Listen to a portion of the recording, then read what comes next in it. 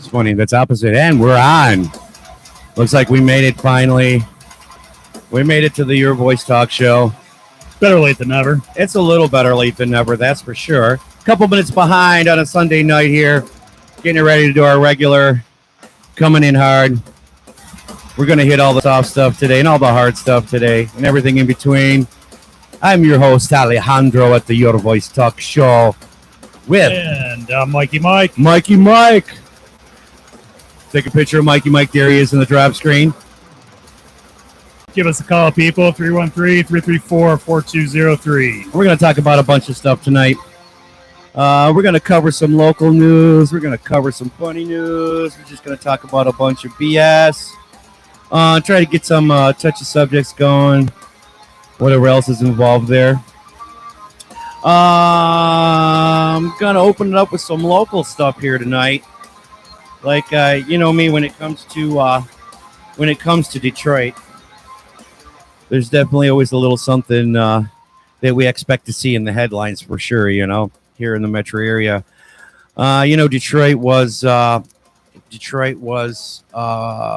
number 3 in fourth quarter last year as far as murders, you know, in the city. And that didn't settle with me. And I was asking anybody if they thought, you know, if they felt like it here in Detroit. But as I go through the news lately, so that's what I'm going to do, man. I'm going to open this one up again, covering a lot of local Detroit stuff. You know, those are rookie numbers. You know, St. Louis and Chicago, I think, have done way worse over the last few years. Oh, absolutely. I think they have. But like I said, I mean, you know, the numbers say one thing, but when I get out here and run around in the city, I just it just doesn't feel, you know, which leads me to believe that Detroit's bad side is really kind of, you know, I guess a credit to by association. You know, you hang out with a person that's out there causing trouble, you're going to wind up causing trouble. Yeah, I think the vast majority of the bullshit that goes on in the city of Detroit probably happens after dark, where most people with any common sense really don't hang out. You know, agreed for sure. So you know, I'm just going to kind of go through some local stuff here, and Oakland County, I find out, launched a new youth mental health program. That sounds like some good news for Oakland County, right? Oh, Oakland County, always known as the County of Monetary Excellence here in the state of Michigan. I'm not going to get too deep into that one, but that's a good one for sure. Michigan State Police Operation Ghost Rider takes dangerous drivers off the road. So we got another state operation going on here for drivers in Michigan, because you know what it's like when driving around here, man. You get on certain metro area roads that you better be Mario Andretti. Oh, yeah. 275 is absolutely nuts. That's a fucking Autobahn here. You know, undoubtedly, man, for sure. So there's a new operation there. Attention, dangerous drivers in Michigan. Consider this your last warning. You know, but how many times have we heard that, man? Everybody's still out there driving like they own the road, which they do. Michigan State Police are hitting the roads again with Operation Ghost Rider. Isn't there a rap song called Ghost Rider? I believe there is. Is there a song called Ghost Rider? If we had a producer, he'd probably get a drop for us. Operation Ghost Rider is an initiative undertaken by the MSP. That's the Michigan State Police. I know, right? Oh, boy. I could make some acronyms out of MSP, couldn't I? Prevent dangerous driving and enforce traffic laws. The operation is part of the state's ongoing effort to ensure the safety of its citizens on the roads. Police are looking for. The initiative involves undercover police officers dressed in plain clothes and driving unmarked vehicles patrolling the highways and streets of Michigan. These officers watch for reckless drivers who engage in dangerous behavior, such as texting while driving, driving under the influence of drugs or alcohol, speeding, and other forms of distracted driving. So you won't see them until it's too late. Michigan coming at you, plain clothes. Don't be on your phone. Don't be texting and driving. Don't be drinking and driving, and don't be a stoner and driving either. And don't be driving like an asshole. And most of all, don't drive like an asshole. and don't hover in the passing lane, right? Look, I got ticket money, okay? That's the left lane. That's ticket money. If you ain't got ticket money, stay out of the left lane. Your ass needs to be in the far right lane. Hey, there's a video of a guy here throwing a chair through the window of a popular downtown Detroit bar. How you want to guess what bar that might be? Old Shillelagh? The Old Shillelagh. Oh, across from Tiger Stadium. A man wearing a long sleeve T-shirt bearing the word manic. Imagine that. He was obviously right that night. Man, he was on point, right? Like I think he created that persona. It was just bragging about it.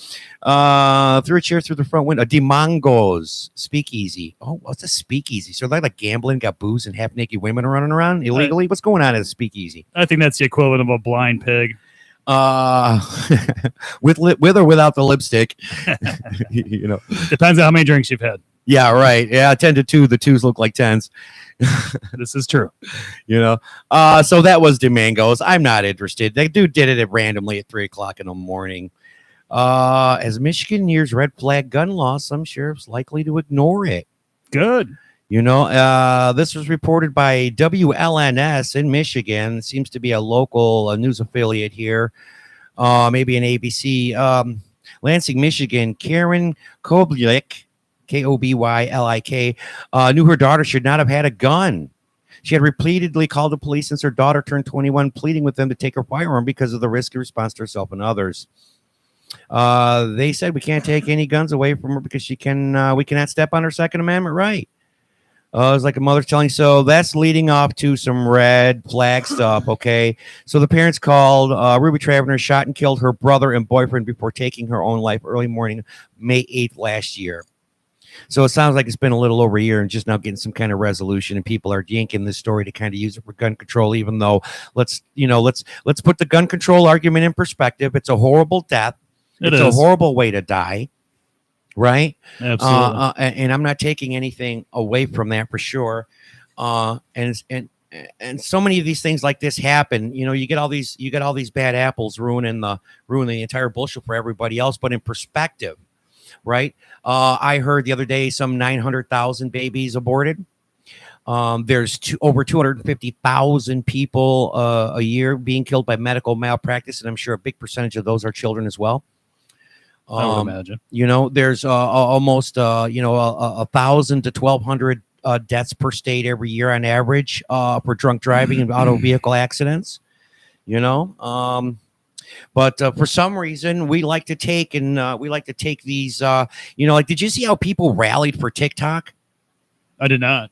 You didn't notice? Did you get anything on the congressional committee hearings with the TikTok representative, the CEO of TikTok at all? You catch any of that? No. Yeah. I caught a little bit of it, but what I found on social media was that people were more than willing to hold this super rally in defense of TikTok. Yeah, it was kind of disappointing to me because when we have, and again, I'll even just go back to the gun shootings, and this happens to be happening to a lot of children, and I think that's why the whole situation has become so horrific with the numbers in comparison to other killers, large numbers, right? Because it's our kids, man. Yeah, and I understand that. I got kids. Trust me. You think you're gonna come? I'm not the guy to settle easy on a situation like that. I'll be real honest with you, though, that, since the advent of the smartphone, I think all the protections that are out there or were out there for kids pretty much went down the shitter because, any kid can look at anything online. There really are no restrictions. You don't have parents who are going to put restrictions on their kids' phones because their kids are just going to throw a shit hemorrhage over it. Well, it's the new babysitter. It's become the new babysitter. Yeah. Internet, Wi-Fi access, and iPads are the new babysitter. Yes, sir. And I've seen that. I've seen that myself. But in comparison, so now it feels like sometimes we take these things and we use them as a means of control as opposed to picking a wiser argument. And it gets taken out of everybody because these criminals are not going to abide by any red flag gun laws. No. And then if anything, when there's these anonymous buybacks, you get these criminals getting cash for their guns and they just go get either another couple or an upgrade or more guns for cash later on when the next buyback program comes around. It's, it's kind of a business like recycling. Criminals are dying for the law-abiding citizens to be disarmed. Oh, absolutely they are. Nobody wants it more. Nobody wants it more. But you know what? Just because, I guess, what do you consider to be disarmed? if you're mentally intact, intact, and you can arm yourself that way, then let me tell you, there's a lot of things that can be created through the mind that would be, just an all-out onslaught. You don't necessarily need guns. You just need to be, and this is what made things like the Vietnam War so hard.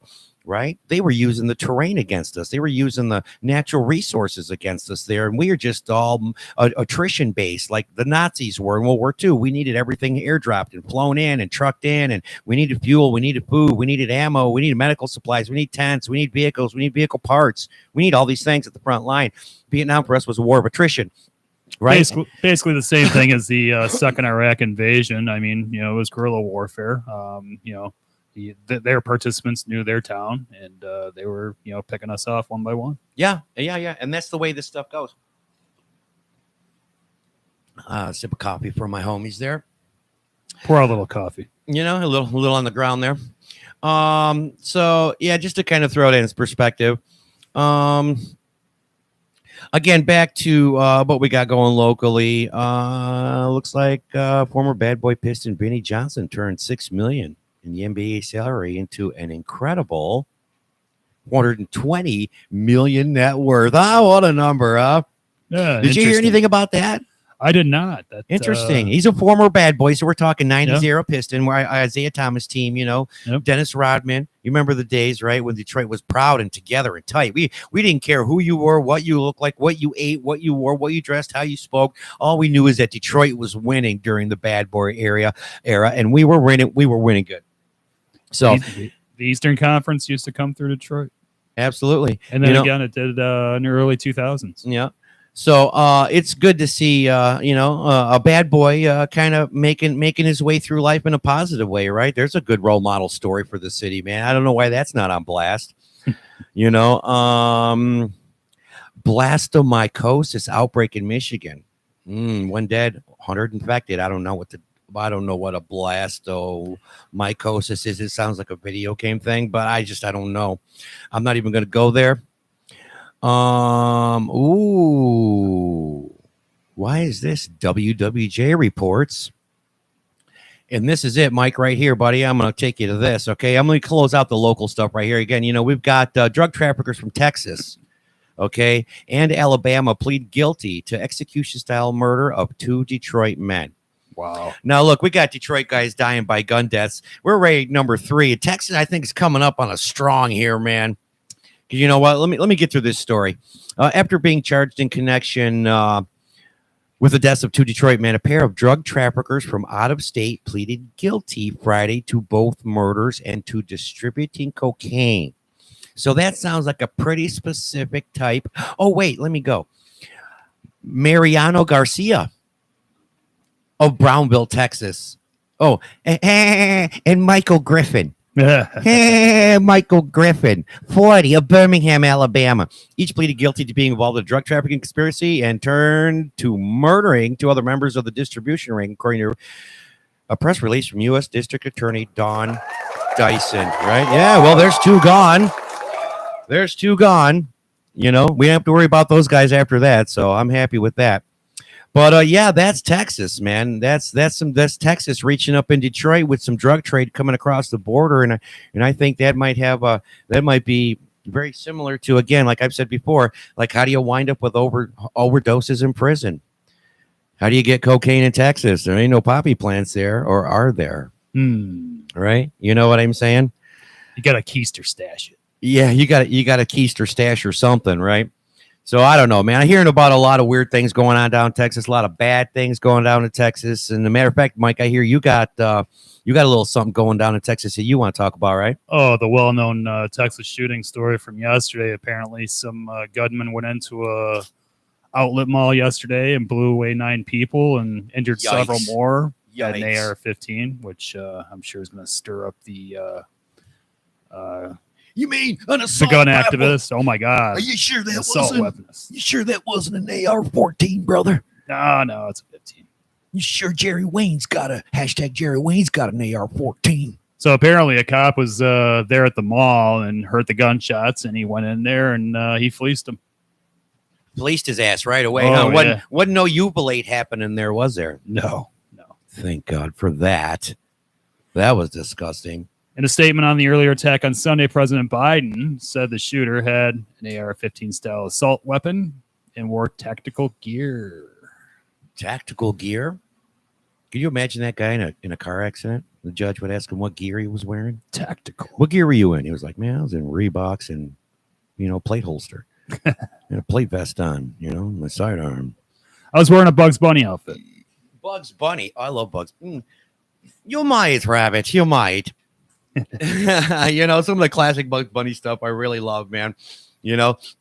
Saturday's attack was the second deadliest mass shooting of 2023, according to data from the nonprofit Gun Violence Archive. The only attack to eclipse it was the January shooting in Monterey Park, California, that left 11 people dead. Yikes. This happened in Allen, Texas, which I guess is the equivalent, if you will, of, say, Bloomfield Township. Nice, quiet town. You don't think that shit's going to happen in your backyard. You really don't, do you? Nobody woke up that morning going, hey, we might get shot today. Yeah, they didn't have that on their 2023 bingo card, did they? No.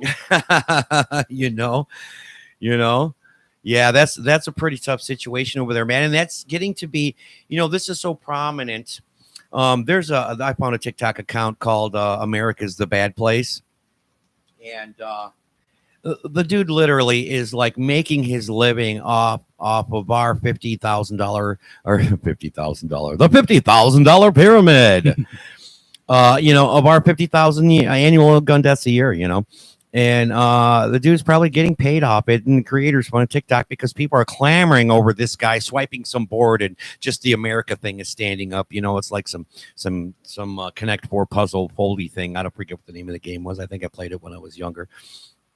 But speaking of people in other countries, I found some funny stuff in the news today. I had a few minutes to kind of sit down and do some reading. Yeah, I was going through.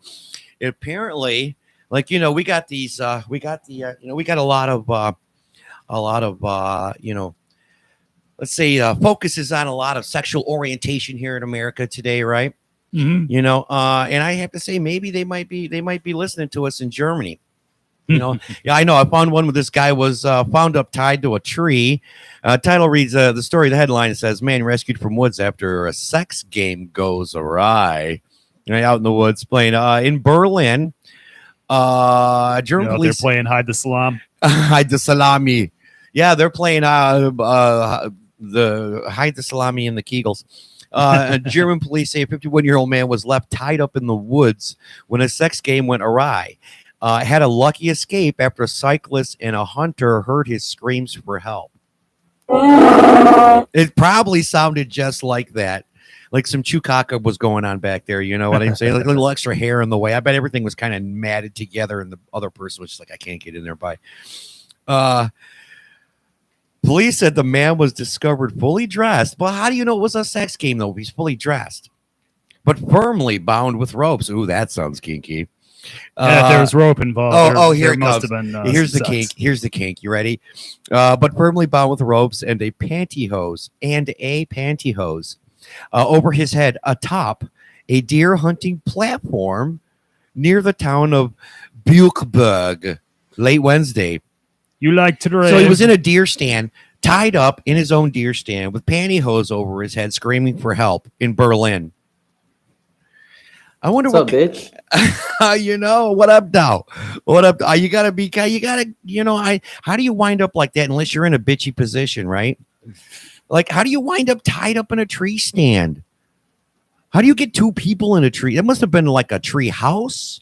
It could have been. I mean, those things are actually pretty big and they're sturdy. Yeah, I'd like to see some photos.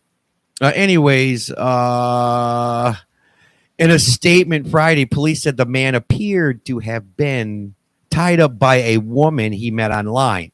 After she had done so, the woman received a phone call and fled the woods suddenly, leaving the man behind in a helpless state. So probably her old man was like, yeah, where you at? Where you at? Who you with? Where you go? Where you at? Who you with?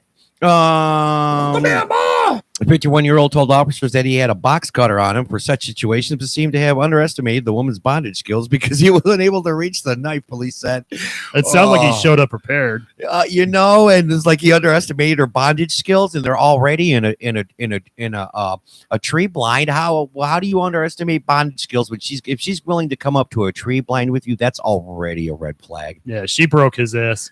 Yeah, I bet she did. He just didn't want to admit that. He's like, please just tie me up before you leave, just so I can blame this on, like I know. Anyways, the man claims that he was unharmed, although I bet if you check his underwear, that would tell you a different story, and refused to provide information about the woman's identity. Police have opened an investigation of her on suspicion of failure to render assistance and possible deprivation of liberty. Interesting. You got him tied up in the roundabout. She roundabouted him, and that's all he could do is scream for help. So that's the deal with that. Also, we got a Wheels in Motion. I found a Wheels in Motion bike ride in Philly. If you haven't, it's in August. It's in Philadelphia, right? Isn't that city of brotherly love? Well, everybody has bike rides. What's so special about this one? Well, this one's in the city of brotherly love. Haven't you ever been to a city full of brotherly love? I try to avoid those. That's Bruce's long lost relative, Butterly.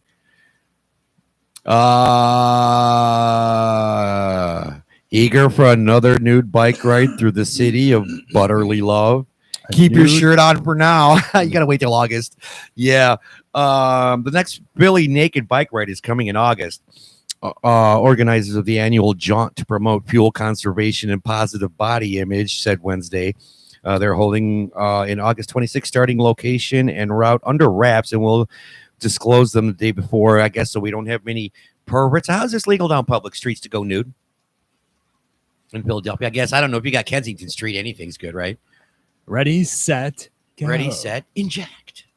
Previous rides have zipped past sites including Independence Hall, the U.S. Mint, the Liberty Bell, and the Philadelphia Museum of Art, where Sylvester Stallone sprinted up the steps in Rocky.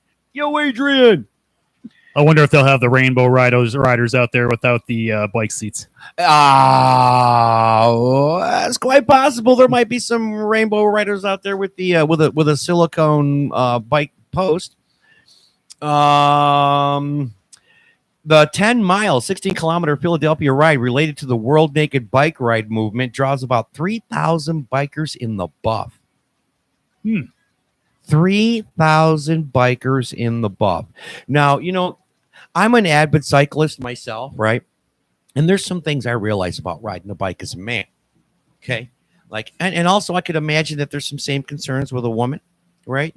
Seeing how the anatomy is there and considering the shape of a bike seat, yeah, like I would feel like a dog with an itchy ass and just kind of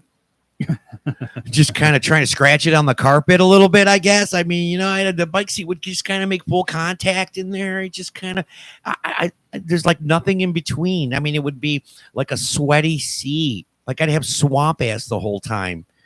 I'd have a seriously nasty chocolate mousse frothing there, trying to cycle and sitting on my naked butthole on the seat. Yeah, when you're usually riding a bike, you got some clothes on, your junk's secure, it's not going too far to the left or too far to the right. You may do some damage. So kind of a libertarian bike ride, is that what you're saying? Yes. Not too far left, not too far right, but just kind of got everything. A centralist ride. I know, if it gets to be too much, I just kind of scoot forward, let everything just kind of, let's get up there, scoot forward, and let the boys just kind of take the front view there. Let's get off the edge of the seat, or like stand. Maybe it'll be small. I bet most of those guys will be standing up. You know what I'm saying? I bet most of those guys will be standing up.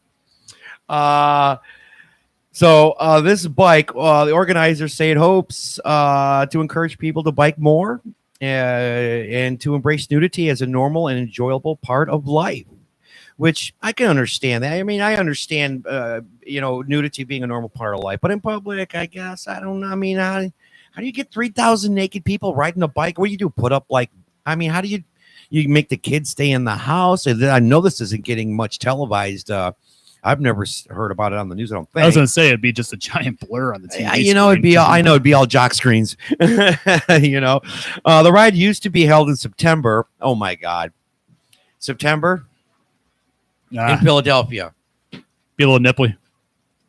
Be a lot nipply, and I think that's the point. That's the point. Gives new meaning to heads up. You know, in September, where bicyclists said it was too chilly, with temperatures reaching only as high as about 70 degrees Fahrenheit and 21 degrees Celsius. I don't know why we need to add that in there.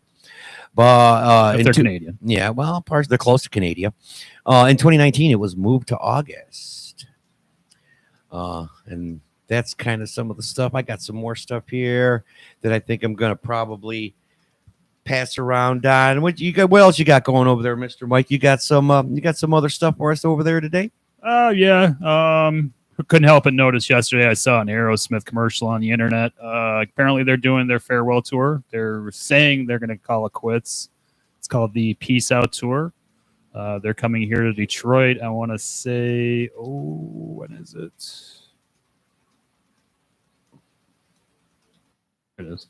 Coming to town, huh? They're coming to town. Everybody loves Detroit. Yeah, I've seen Aerosmith quite a bit. It was one of the best shows I've ever been to, especially in the late '80s.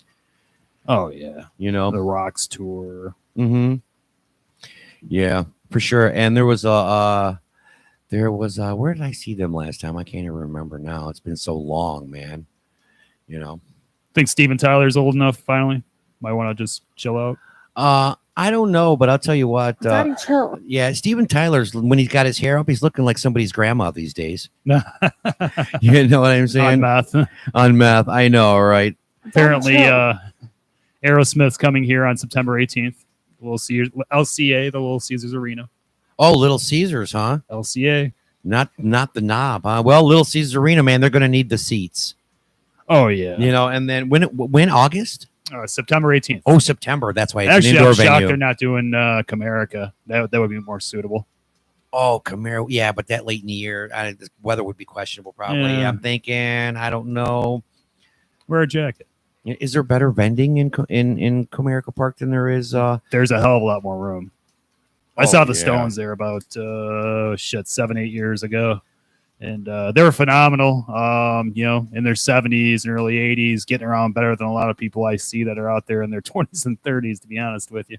Yeah, right. Isn't that amazing? Well, these guys got healthcare, man. And if you look at Keith Richards these days, like, you know, I look at Keith Richards, and when I was 10, Keith Richards looked like he looks today like he did when I was 10.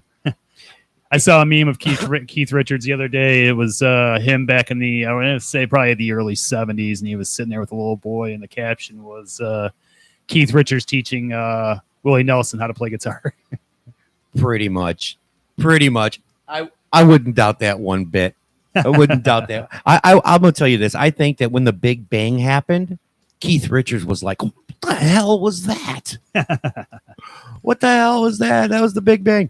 Yeah, he's been around for a long time, and obviously you can see the age on him, right? But he doesn't look much older now than he did 30 years ago. No. You know what I'm saying? Yeah. I mean, speaking of like these guys, how they still have their vitality, and up there, Mick Jagger's up there dancing around like, like he's on bath salts, you know. You'd have thought the blow would have, put some age on him, but apparently not. Must be preserving him. Well, not only that, but that's the key to long life: cocaine. Oh yeah, that's what I hear. You know, speaking of, I got another. That brings me to another something I'm going to bring up here in a minute. But do you remember I think there was a time back there when he was hanging out really heavy with David Bowie. David Bowie. Yeah, they did that collab, Dancing in the Streets. Yes. Remember that? Oh dear. Yeah, God. yeah. There's a rumor surrounding that video. At the time, they were dating, actually. Yeah. Seriously, that's what I heard, dude. I mean, it's been a while. I could be wrong, but I know there was some rumor about David Bowie and Mick Jagger having some kind of what's the word I want to use? Intimate affair, let's say. They were playing swords. They were probably more like sword fighting, but with each other. So I don't know. There had to be some kind of weird insertion program going on there. I don't know. You know. But yeah, that was a weird era for Mick Jagger, man. Like I think the late '80s and the early '90s was a weird transitional phase for society as a whole. You know. But I found this other one here locally, man. This guy, did you hear about the dude in Detroit that had a pot machine for 4 years on the side of his house, a vending machine? I've heard they existed, but I've never heard of a case of anybody getting busted or anything from them. Well, apparently, this guy got busted and pleaded guilty to a gun crime. Wow, gun crime and a pot machine? He probably got busted with the crime. They won't charge him with the pot machine, but he's going to take a hit on weapon. He might do 5 to 10. The Detroit man was operating a mini cannabis dispensary attached to his home. A Detroit man who told investigators that he was making about $2,000 a day selling marijuana from a vending machine attached to his home pleaded guilty. I would imagine the IRS has some interest in him. He wasn't. I would hope. And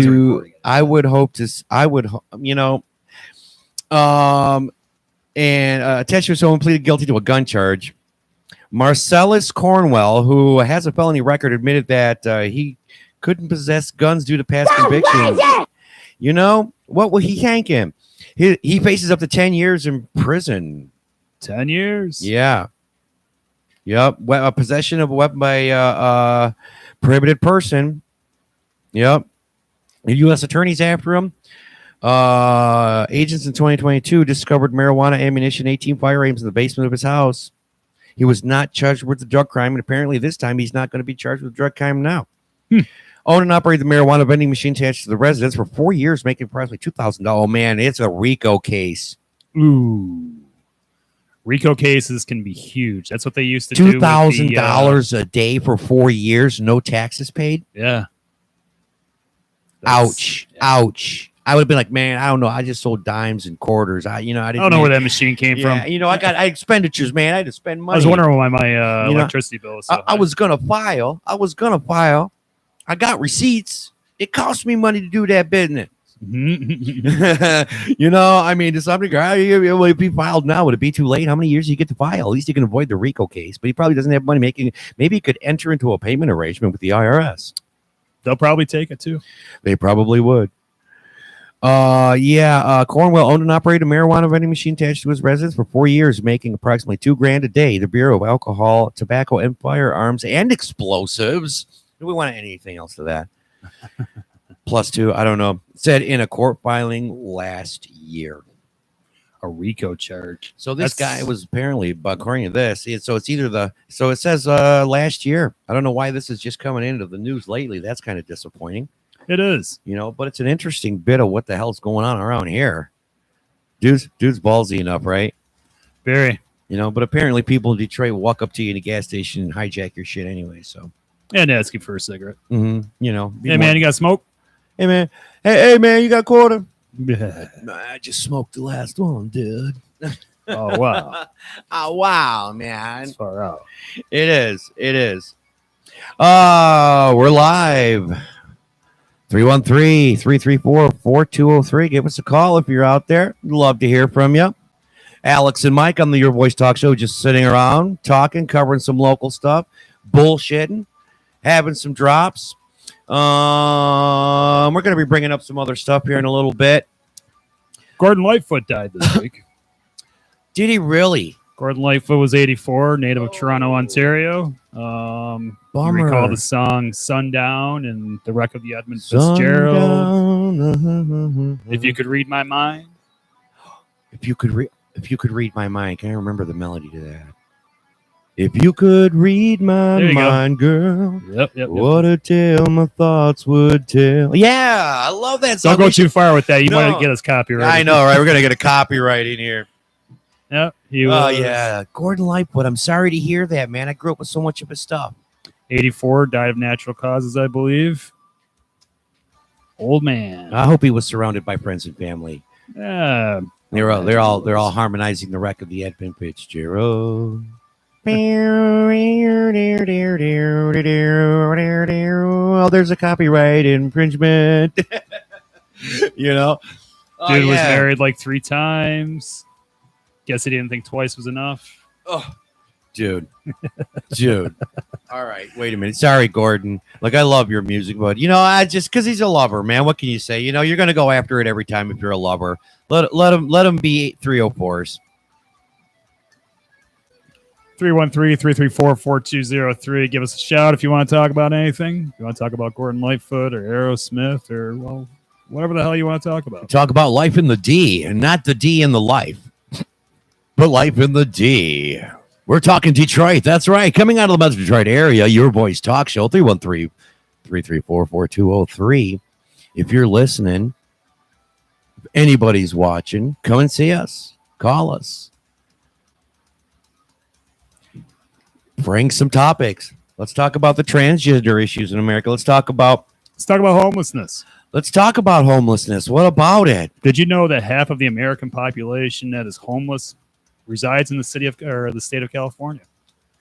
I did not know that. And oddly enough, you think I'd be shocked? 234,000 unsheltered homeless people that are documented in the country. Half of them live in California. Probably in the San Francisco area. That's amazing. And I would say yes. And it doesn't surprise me because when you think about the climate there in Southern California, dude, that's the shit of legend. Oh, yeah. You know what I'm saying? The temperature, the sunny skies. The weather's beautiful. The streets, not so much. No, PCs. PCs. It's fun to say, too. PCs. Right? Let's go, PCs.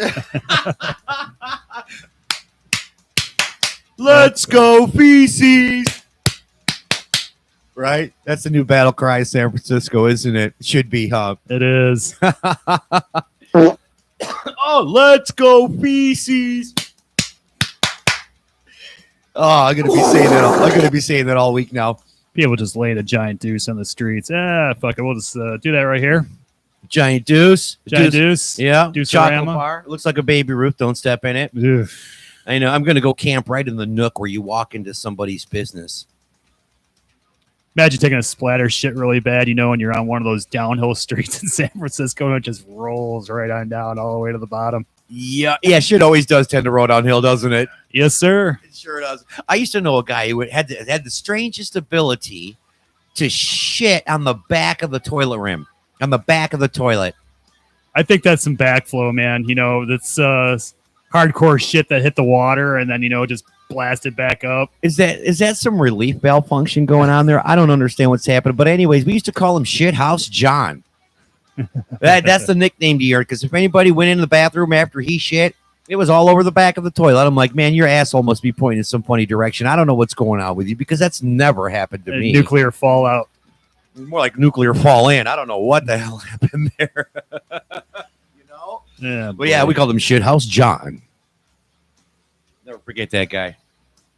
It's kind of a meathead. Yeah, the echo box. I'm sure it sounded like that too. I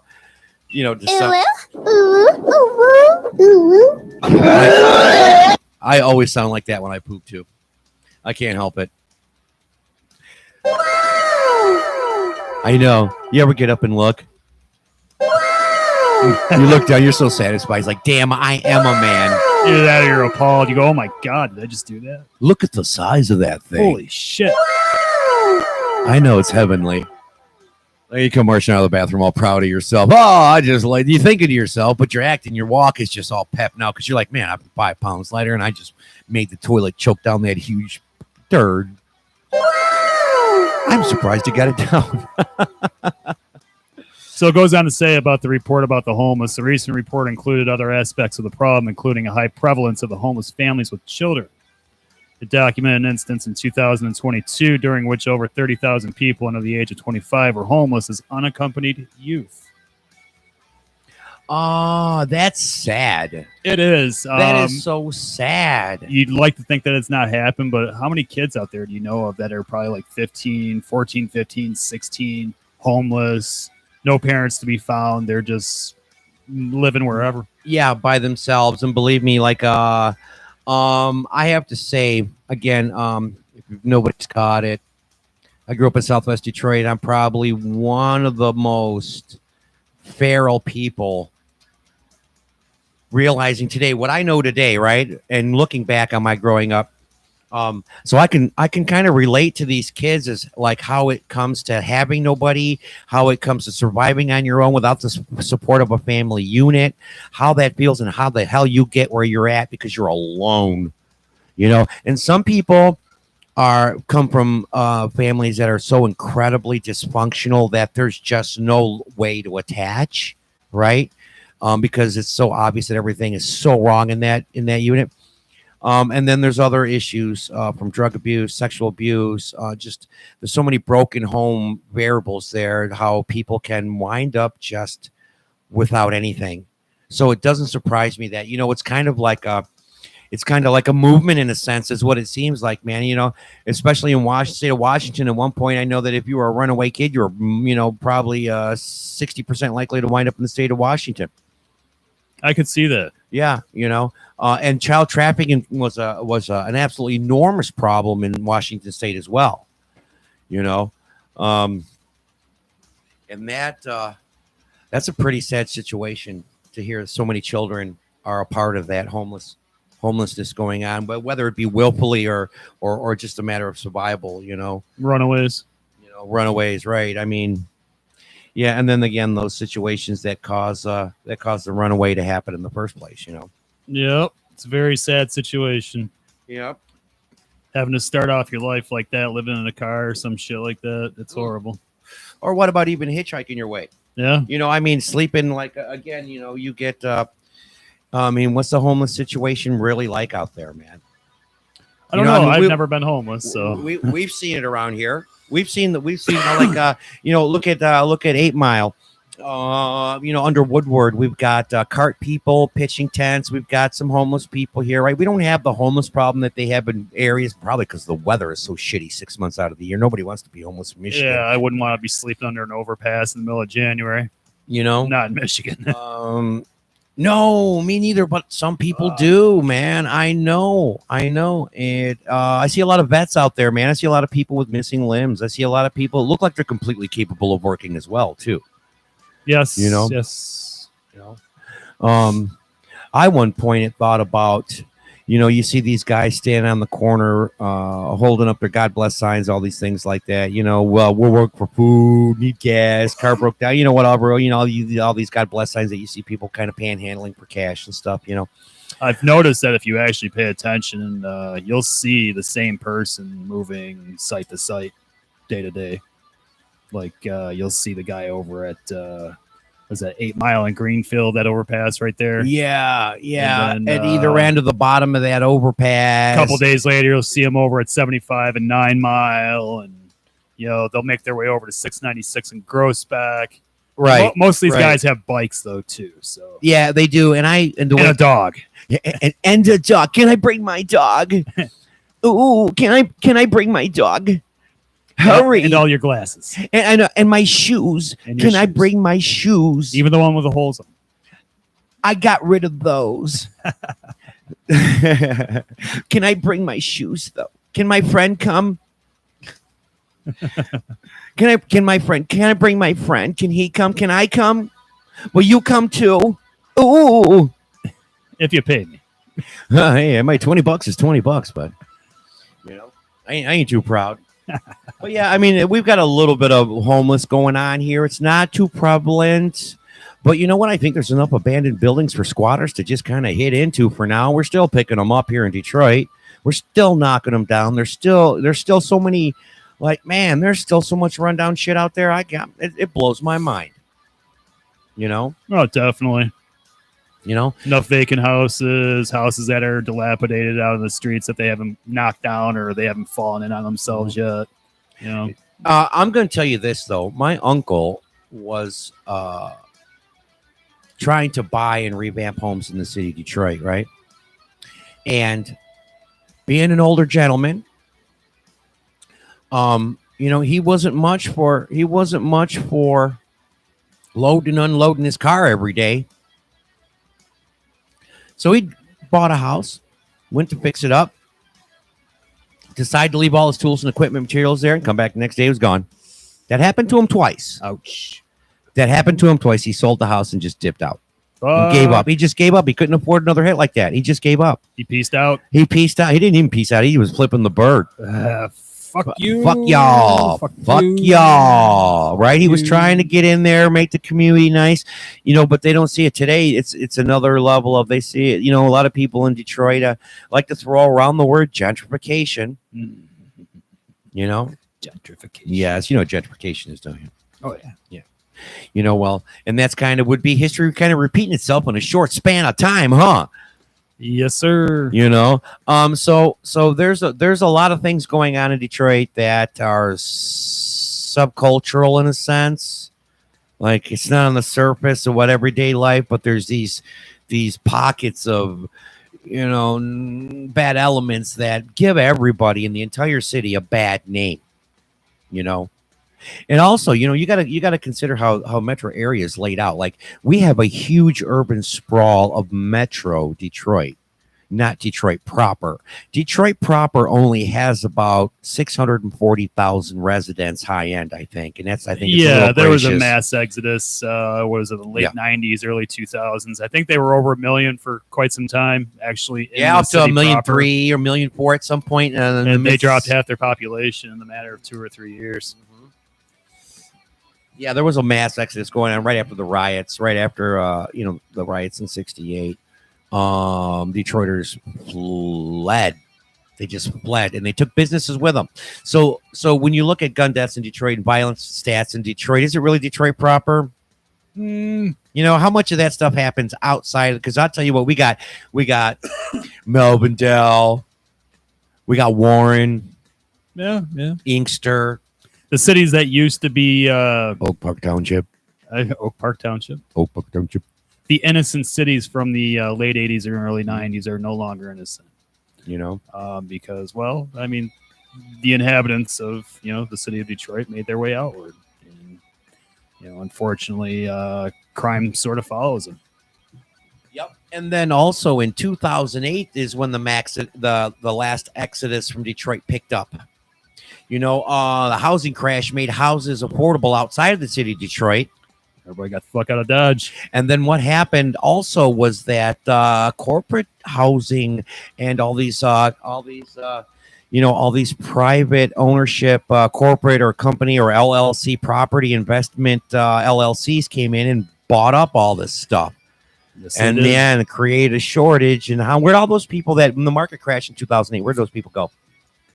Where'd they stay? We had an excess of homes, which means we had an excess of people not living somewhere. Probably in their cars or with relatives. You know what I'm saying? Yeah.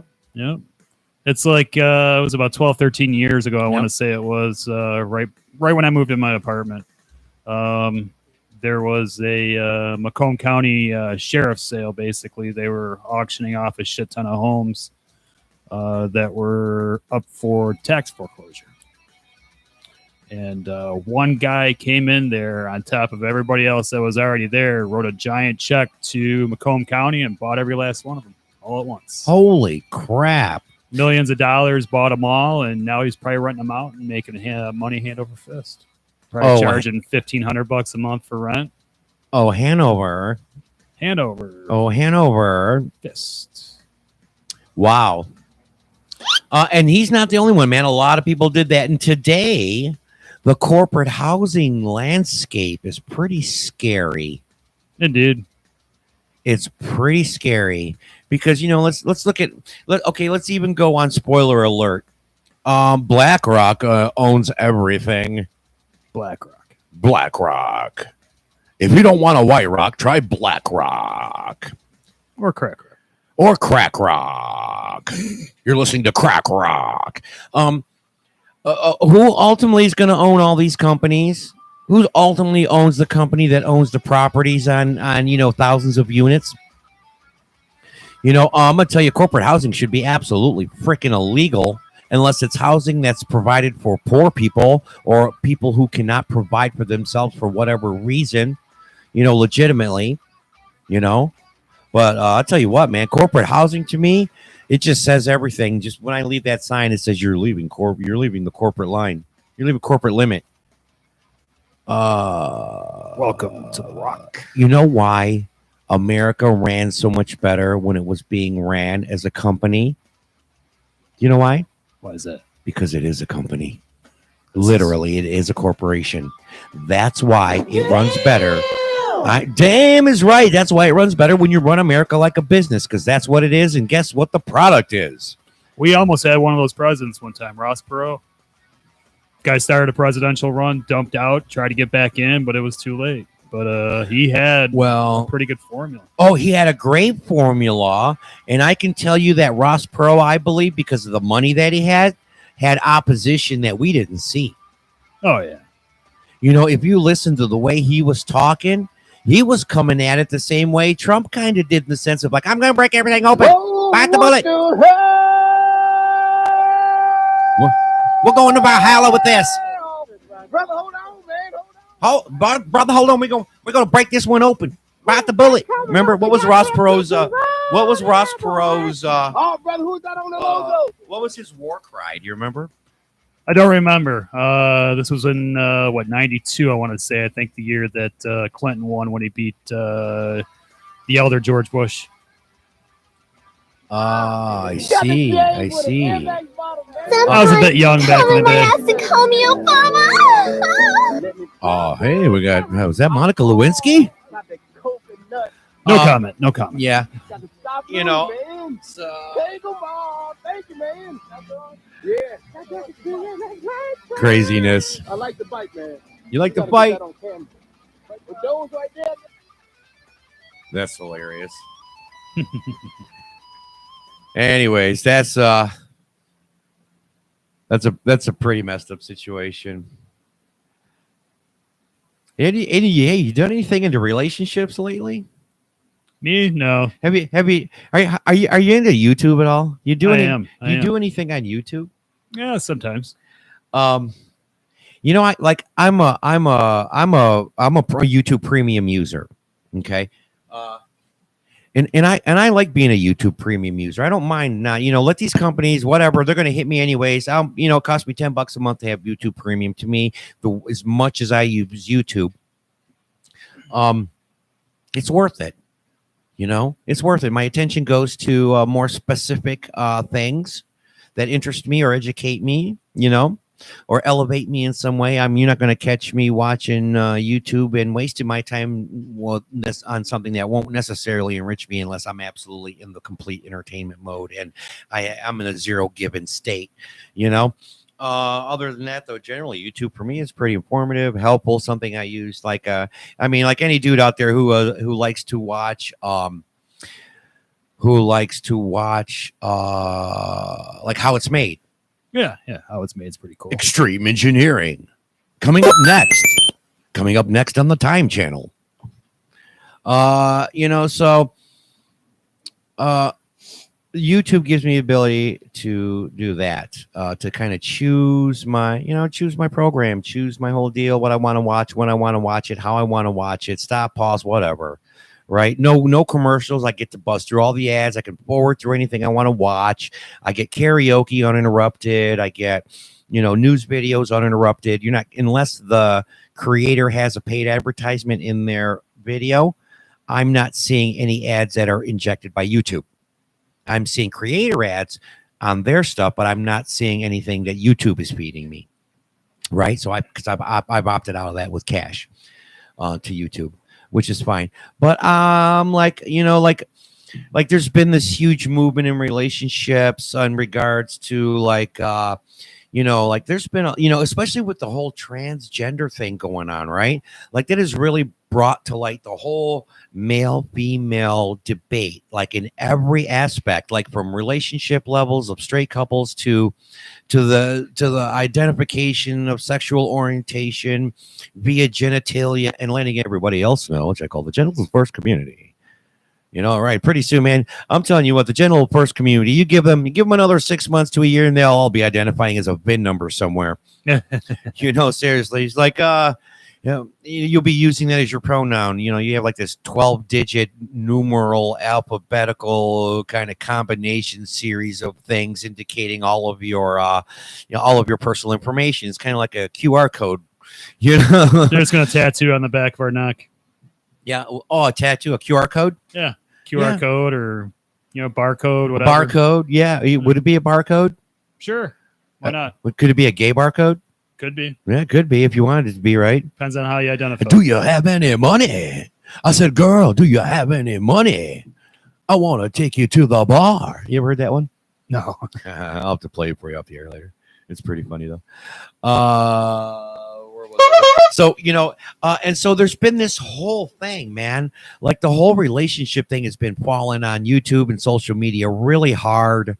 For the past 4 or 5 years, probably. Look at me bumping into everything over here, and you having a Michael J. Fox moment over there?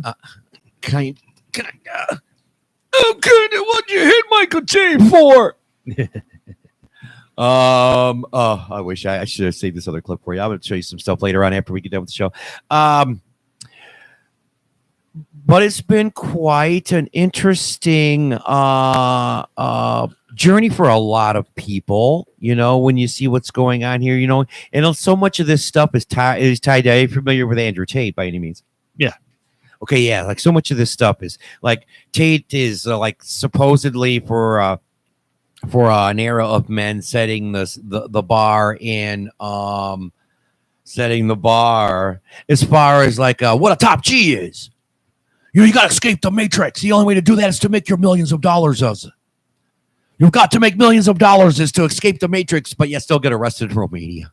Man, are you sure you got out of the matrix there? He's actually an MMA champion. Dude owns a casino. I hear all kinds of stuff. So he's got this whole top G thing down, right? Like he's got the cash to back up the lifestyle and the accomplishments to do it. So in some regards, I'm going to say, Tate, yeah, you're a top G for sure.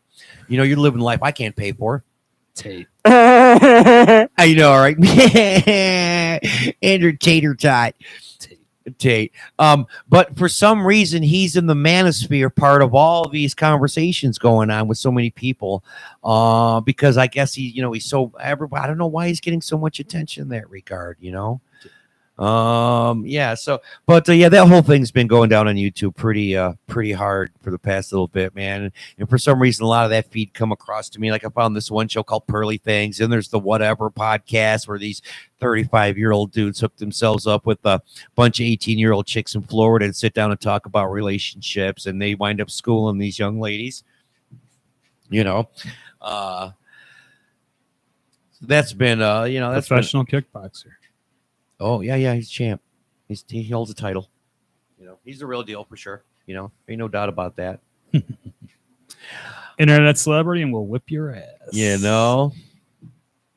But I'll tell you what, hermits realize if you go off into a far forest and get very quiet, you'll come to understanding that you're connected with everything. What do you think about that? Another thing I've been getting a lot of philosophy, which I do love, though, is philosophy, man. I've been watching it. But, I found this one philosophy thing with, I think it was Marcus Aurelius. One of these guys said that women have a deeper connection with their children or love their children more adequately, I guess, or it's more of a qualified love in a sense, because they know that those are their kids, as to where the fathers aren't so sure. And the implications of that statement to me was kind of like, whoa, I'm going to have to look that up. I'll have to look that up. I'll write that one down. But yeah, it was something to that implication. I found that on one of the YouTube philosophy things that kind of run live, and it's just full of all these stoic and philosophical quotes and epiphanies, things like that, which I thought was pretty interesting. I do like to kind of watch those. Good Andrew Tate quote here. You can't slander me because I will state right now that I'm absolutely sexist and I'm absolutely a misogynist. Yes. And I have fuck you money and you can't take that away. He's got money for the ticket lane. I'm just saying. That's right. He does have fuck you money. You can't take that away from him, but it still doesn't get him out of the matrix. Nope. Nobody leaves the matrix. It still doesn't get him out of the matrix. Apparently during COVID-19, he was Googled more than Donald Trump and COVID. Yes. Yes, This and guy that's, was this a is on his big way draw. up. Yeah. He blew up, dude. Andrew Tate just blew up, big time. You know, and I can't see, you know, like this whole thing he got arrested for in Romania was because of some false accusations, some chick just, you know, because he hit it and forget it, and she didn't like it, wasn't down with it. You know, so she was like, rape, rape, Yep. rape. He was like, wait a minute, would I do that? I may be a misogynist. Okay, I may be a misogynist, but I'm not a wife beater. I'm not a wife beater, nor am I a chicken beater. So yeah, a lot of Tate coming up. But you know, I get some good stuff, man. I get some good stuff on the tube. You know, like one thing about falling off is that you know exactly who to mess with when you're back on your feet. Oh yeah. You know, that's my boy Pac. That's, you know, I got a friend who's just kind of married to Tupac in her mind, and I can't blame her. He's a wise man. He was a wise man. He wouldn't spit his wisdom the same way I would, but he was talking about the same shit in a different way. Tupac was one of my faves back in the day. Yeah, mine too, man. But I love that. You know, when you back it up, when you back, let's see, hard times will always separate the homies from the phonies, right? And to me, man, when I see, like, that's another thing I like about some of the shit on YouTube. Like, you know, I'm not some live, laugh, love kind of dude, but at the same time, when the hardships separate the homies from the phonies, you kind of roll with that. That's an inspiration for a dude, right? That's inspiration for a dude, because you know that's fact. You know, you just know it's facts. Yeah, don't lie to me. Don't make any assumptions. You'll be wrong every time. Kraft macaroni and cheese. Homie, please. You know, so I get some of that goodness out of YouTube, man. Like, you know, and I get a picture or two. I don't know. Can y'all see that? That's Tupac up on my phone, man. Tupac. 2 pops to go. Tupac. You know, so, and then YouTube has an awesome royalty-free, copyright-free music selection that we've been using here with the Your Voice Talk Show. Coming up on the just past the 1 hour mark, with about another 58 minutes to go. 313-334-4203. 334-4203. That's right, 420, and then number 3. Call us, talk to us about anything, politics, relationships, the housing market, labor laws, United States codes, sovereign citizens, 304s, and the salties. Binaries. Binary. You want to talk about Transformers, Decepticons. I think we're all the Decepticons. That's not binary. I don't know what it is. You see them all line dancing the other day. Now I want to call them the Decepticongress. What was that? Which one was he say? Which ones did he say transform? Primer. What's his name? Primus Directus. What's his name? Robot Primus. What's the guy's name? The truck. Optimus Prime. Optimus Prime. The red semi. Oh my God. Optimus Prime. The voice. Would he say Autobots? Was that Autobots transform? Autobots transform. Wow. Yeah. Yeah, the Decepticons. That should be a trade show. Yeah, right.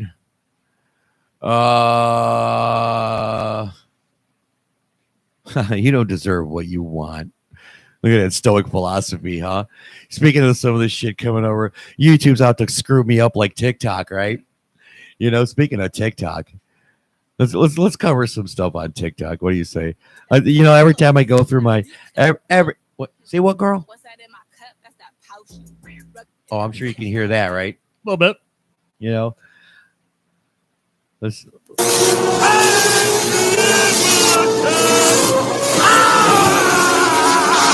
Oh no! What was that? That was the Emperor from episode 3. The Emperor from episode 3 of Star Wars. Oh, Star Wars. May the 4th be with you. Unlimited power. I love unlimited power. Usually comes after a few drinks. I found this TikTok user called Michigan Guy. Changed changed his. See if we can see this. Put this up here a little bit. Get you around the camera. Be patient. Be patient. Oh, wait. Gotta go back.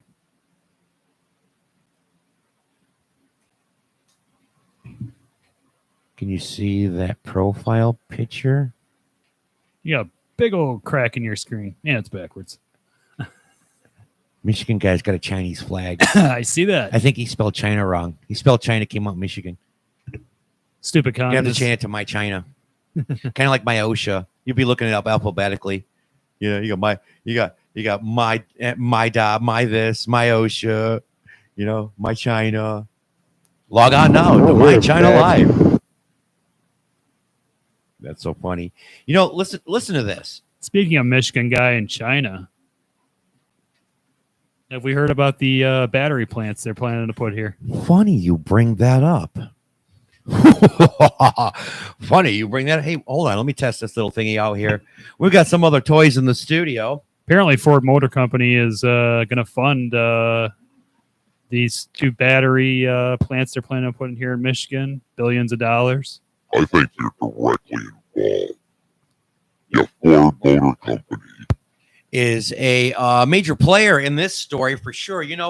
Let's dig into that. I'm glad you brought that up because I was researching this earlier today and I was kind of debating whether or not to cover this one at all, right? Because this is really kind of deep, like this whole thing. And it turns out that this has been going on for a while.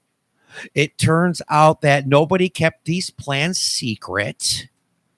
There was a official announcement made on October 5th of 22 that this was being put in place. And I don't know if that was too late. I didn't get much deeper than that because, of course, me, I maintain a full-time job and I have many other obligations. And now I am doing this podcast with my partner here, Mikey Mike, representing the Metro Detroit area.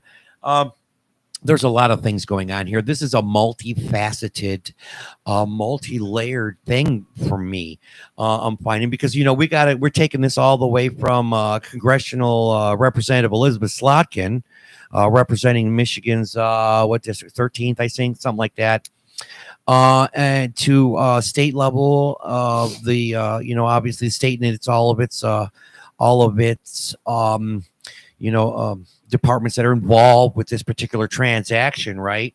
And then you've got some of it.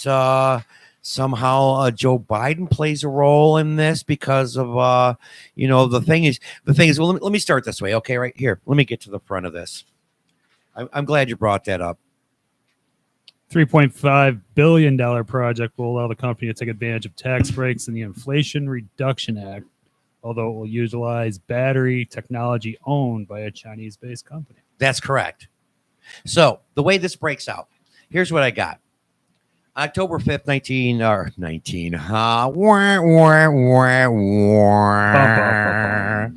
Yeah, I'm that old. I know, right? I know. All right, shut up over there. The good years are gone. They Can't are. bring them back. Yeah, yeah. The good years are gone, but that's for sure. But October 5th, 2022, right? Announced by Whitmer on the 5th or the 4th, along with Next Energy One, who's also opening a battery plant. This whole thing, Whitmer said on October 5th, hey, look, this is what we're doing. This is who's involved. These are who the players are. Here's the anticipated outcome, right? And some of that was there's going to be also a Next Energy One who's opening this is some kind of associated plan. Like there's 3 players here going on. Ford Motor Company, who's supposed to be the majority, Goshen, who is the Chinese branch. Now, and let me tell you something about Goshen here. I come to find out that it's also in a business partially owned by VW and BMW. Okay. And also, apparently, there's a Chinese company called Contemporary Amperex Technology. Yes. Yeah. And these are CCP. Look, any business that comes out of China is owned by the government. It's not a private business. Oh yeah, this Okay. contemporary Amperx technology, they have direct ties to the CCP. Communist Party. Yeah, they all do. They all do. I guess And- they probably don't have a choice. So, and we'll get to that in a second here. But as I get into this, so the Goshen plant, the Marshall, Michigan plant, with Goshen as the kind of the number 2 investor here, along with Ford Motor Company. All right. Now, Ford Motor Company is the whole thing. Ford is investing $3.5 billion to build this plant in Marshall. Okay. And I don't know what Goshen is going to invest in this either, but apparently between these two and the battery collaborators, a whole $17.5 billion or so being invested between Van Buren and Marshall. But the Goshen plant is $2.36 billion, right? So Ford has a 3.5 investment. Yep.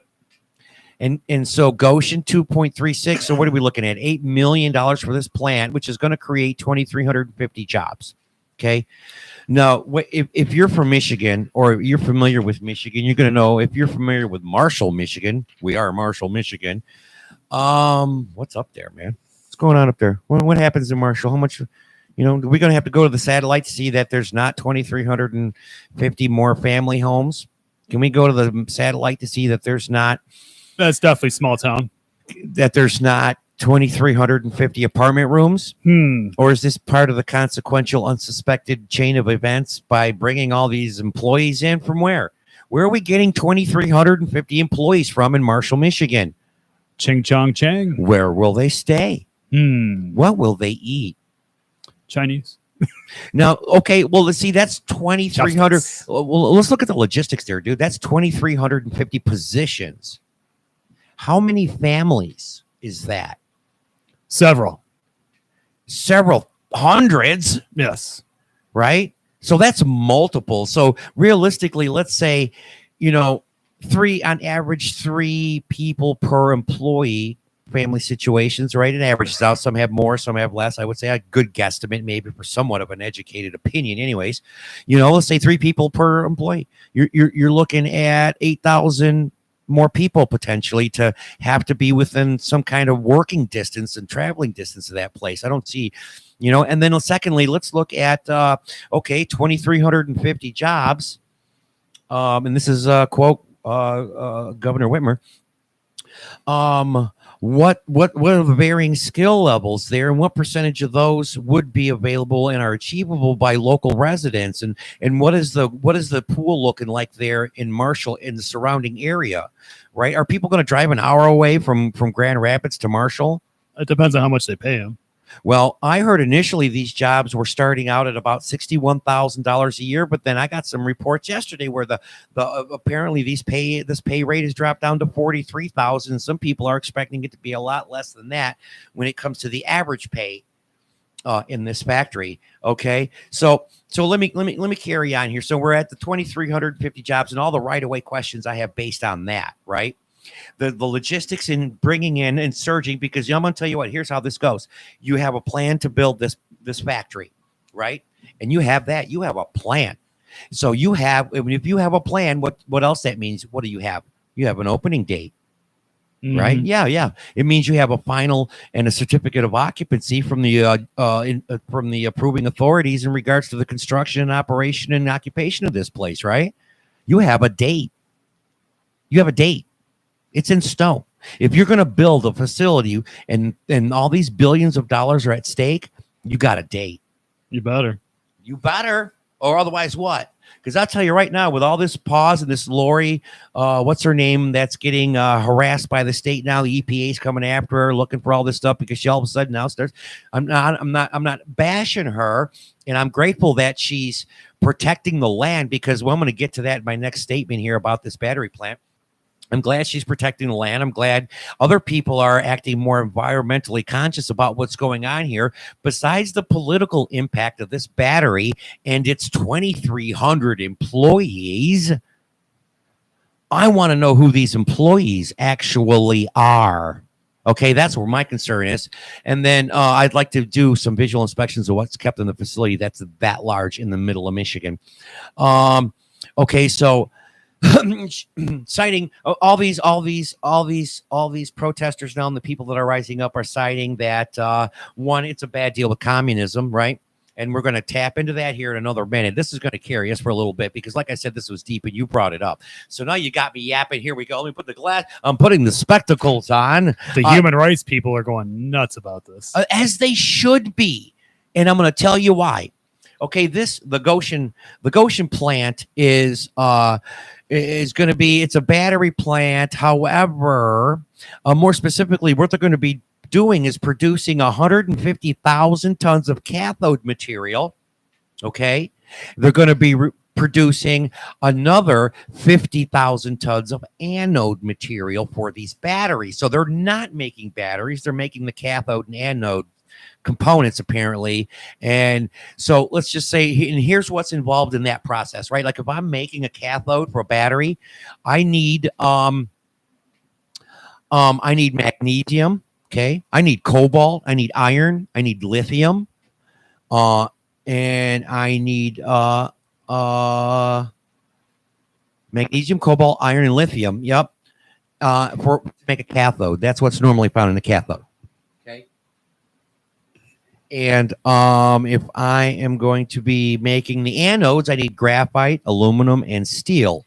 Are generally what's going to be found in an anode.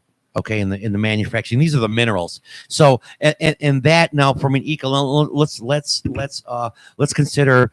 Okay, so we need all these minerals. We've got at least magnesium, cobalt, iron, lithium. We're going to need steel, aluminum, graphite. We need 8 at the very base, 8 natural ingredients, and even some process ingredients to create these cathodes and anodes. I don't know if that's a portion of the battery or the battery itself. I'll bet it leaves a hell of a footprint. Well, it's absolutely going to be a footprint, and this is what's setting the environmentalists off. Besides its compounded problems with the association of a communist player, okay, and I think people are putting the whole thing on Goshen be like 100% when they don't realize that. And here we're gonna bring a little bit more of this together, okay. Ford is also a major player in this whole deal. What I'm finding out, okay. So back to the environmental problems that we see here. Where are these minerals coming from? Where are these these components coming from? Are we going to mine these here in Michigan? Are they going to be brought into this place? They'll probably be brought it out. And there's see, here's another problem is that there has been no environmental impact study released on any of this. We're just all of a sudden going to build it. Like, oh, yeah. And so people have either been waiting for this and they're saying at this point now, hey, we haven't even gotten this. You better stop. Under the guise of, hey, we got jobs. Right. And that's how they're trying to sell it to the people who hired the community boards and chairs to govern their community. And they're manipulating these people with these ridiculous things like 2,300 jobs when really what they're not, like, fix the damn roads. Oh, not county roads, not municipal roads, just state roads. Okay, so what they're going 2,350 jobs, but 900 of those are at engineering level. Okay, another 900 of those are skilled trades levels, and most of those are advanced skilled trades. We're talking pipe fitters, welders. We're talking maintenance people. We're talking people that actually work floors and machineries at a skilled level, computer controlled stuff. I'm not. You know what I'm saying? So how much is actually going to be $15 an hour Dunkin' Donuts, Taco Bell, McDonald's work? How many people? What are the real ratios and the real numbers there? Right? Because this is something I'm not finding anything on. Everybody's just touting this 2,350 jobs. Jobs of what? To who? What, again, what skill level? You know? However, again, the environmental impact now, if you look at Michigan's inland waters and waterways and groundwater, I'm just going to tell you that we can't even have a building in Warren, a plating business off the freeway that doesn't piss toxic materials all over the freeway for months. Talking about the green news there at the DeQuinder and 696. DeQuinder and 696, Detroit. You know, if you're familiar with the area, you know, so I know, yeah, that's Detroit trying to check in with me. Sorry, guys. I know it's not getting any better. But so the environmental impact of a place like this potentially is groundwater disaster. And I'm gonna tell you right now, Michigan is a lot of sand. Michigan has a lot of sand, right? So things seep quick. Groundwater gets contaminated quick and deep. Okay, especially if there's hundreds of thousands of gallons or parts per million, or whatever the case may be. They're having the lithium alone, right? And then there's also, here's the other part of the environmental impact, right? And I could probably play a little clip here. We get the audio going behind me, maybe. Let me see what I got here. I found one small investigation claiming that the CCP portion of this is actually after agriculture here in Michigan, looking to take over.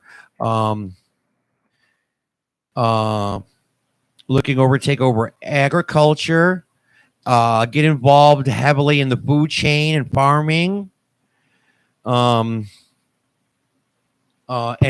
kind of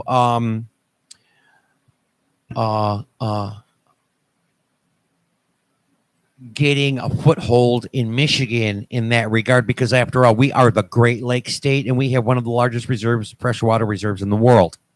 So to me, that's a strategic aspect of this as well, too, which brings me we're going to move away from the I'm going to move away from the agricultural aspects of this, right, and get into the strategic component, which is just kind of on the surface, right, from what I've just discovered here in the past couple of days, being able to dip in and out of this subject when I can. Give me 1 second here. I'm typing away. This is sand. Okay, so let's. It's sand. It's going to be 100 years from now, huh? It's going to be sand. It's going to be sand.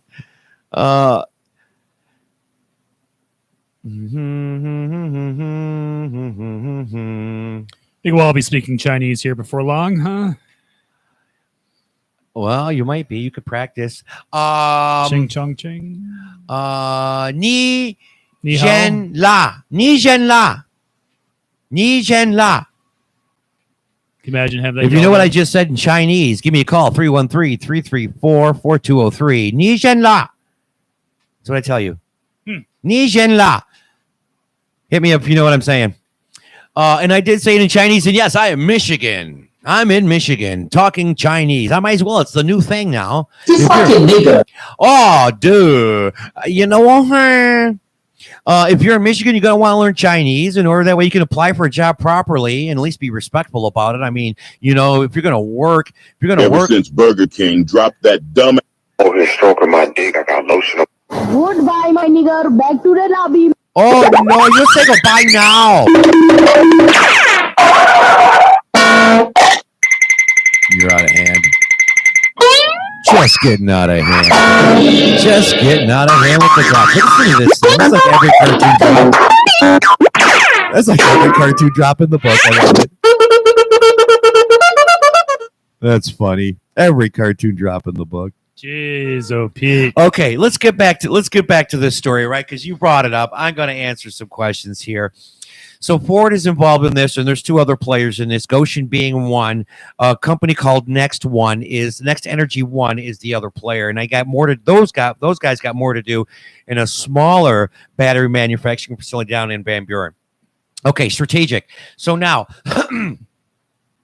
A lot of people are down on Representative Elizabeth Slotkin for pushing this through secretly and quietly, without much debate, even though it's been publicly announced, right? Ignorance of the law is no excuse, I guess, right? You were told October 5th, Whitmer made it public information, right? We were all told. What's funny about all of this is they tried Virginia first before they went ahead and brought it here to Michigan. Governor of Virginia was like, I don't think so. I heard something about that. Can't really blame him for saying that, and for several reasons. About trying to get yourself close to the Capitol. I mean, dude, But see, here's the thing. Like, did you know DC is its own city-state? This is true.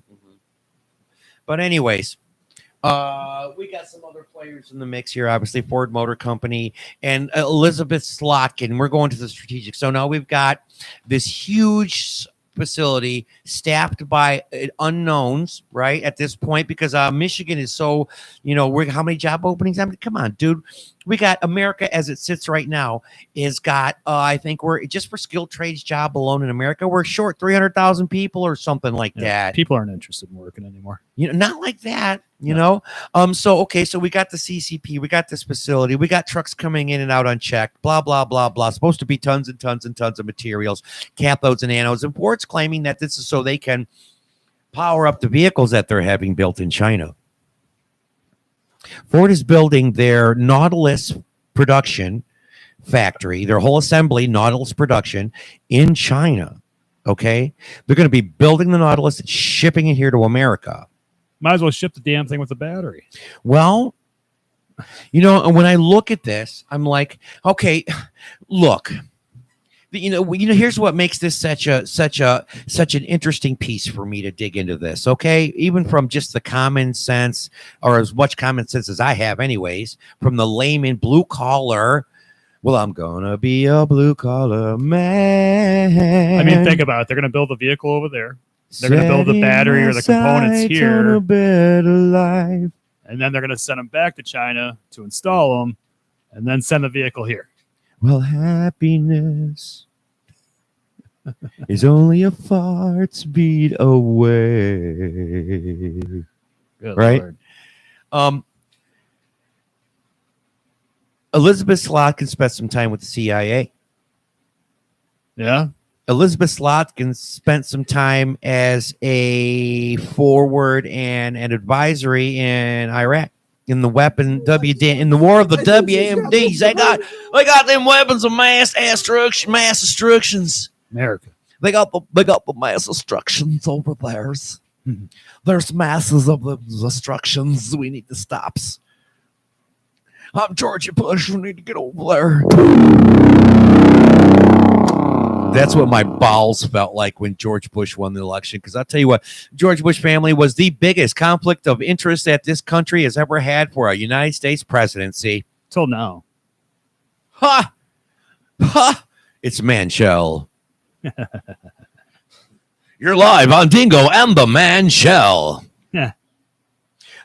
So the strategic aspect of this, Elizabeth Slotkin, with all the given tensions of China, with all the threat of war and Iran and China and Putin teaming up on America, here we are with Ford Motor Company opening up an EV plant, Ford Motor Company opening up a Nautilus plant in China, which is a manufacturing facility. And we know being in China, it's going to be staffed by Chinese people. We know these are factory cities. So stand, cross your heart and give thanks and obey the factory cities of China. So given this little aspect here, right? So if Elizabeth Slotkin is Columbia University educated on international affairs, okay? You hear me on the intensity of that? That's weight. That's weight, bro. Columbia University international affairs master. She's pretty intelligent. Pretty. Yeah. She's a CIA operative. Highly. You will be so underestimated by her presence that you could actually be in danger. Elizabeth Slotkin. You wouldn't think that. Okay? Yeah, 2 tours of duty in Iraq. She's a bad girl. She's very okay. So with her unassuming looks and her incredible record and list of education and her history, her employment history, especially for her duration with the CIA, now you look at CCP's coming in. She's voted 100% with Joe Biden on every policy. She claims to be a member of a bipartisan resolution committee there in DC. Is she kind of hot? No, she's not hot at all. But I bet she's got a big bush. And actually, speaking of it, she's kind of hot, but I'll tell you what, she's available February. I think February 23rd, her and her husband announced their divorce after some dozen years or so. Him also they met in the Palace of Iraq, and that's where they started dating, her and her husband. And he left he was a military copter pilot. Now he still does some military work, some strategic stuff in some capacity. But her and her husband are getting divorced here, and they just announced that back in February. She just announced that recently, I think, or it was announced back in February. So there's this weird circle of things going on with Elizabeth's background directly linked in Washington, pushing the deal through on the outside of a state perspective. Like nobody's getting did the state of Michigan really can the state of Michigan even really sell that property to a foreign investor legitimately without the people at least having some kind of say on it? Unfortunately not. No. So when I look at the connections of Slotkin in DC, right, and then Whitmer's role in being so ass kissy to the Chinese aspect of this. Okay, not to say that Ford Motor Company don't develop it, but now let's take that to make this a more local hit, right? Ford Motor Company put a lot of fucking food on my table back in the day, bro. I've done things for Ford Motor Company that most people will never get to do again. Okay, one of them was get rid of Jack Nasser. Yeah. Nice. Trust me on that. And Ford Motor Company is near and dear to my heart.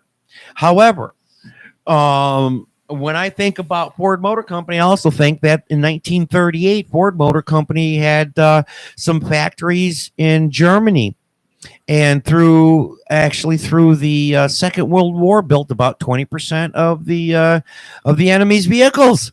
Papers, please. I need to see the papers. I need your papers.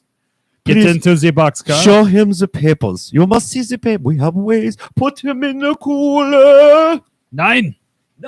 10. 1, 2, 3, 4, 5, 6, 7, 8, 9. 10.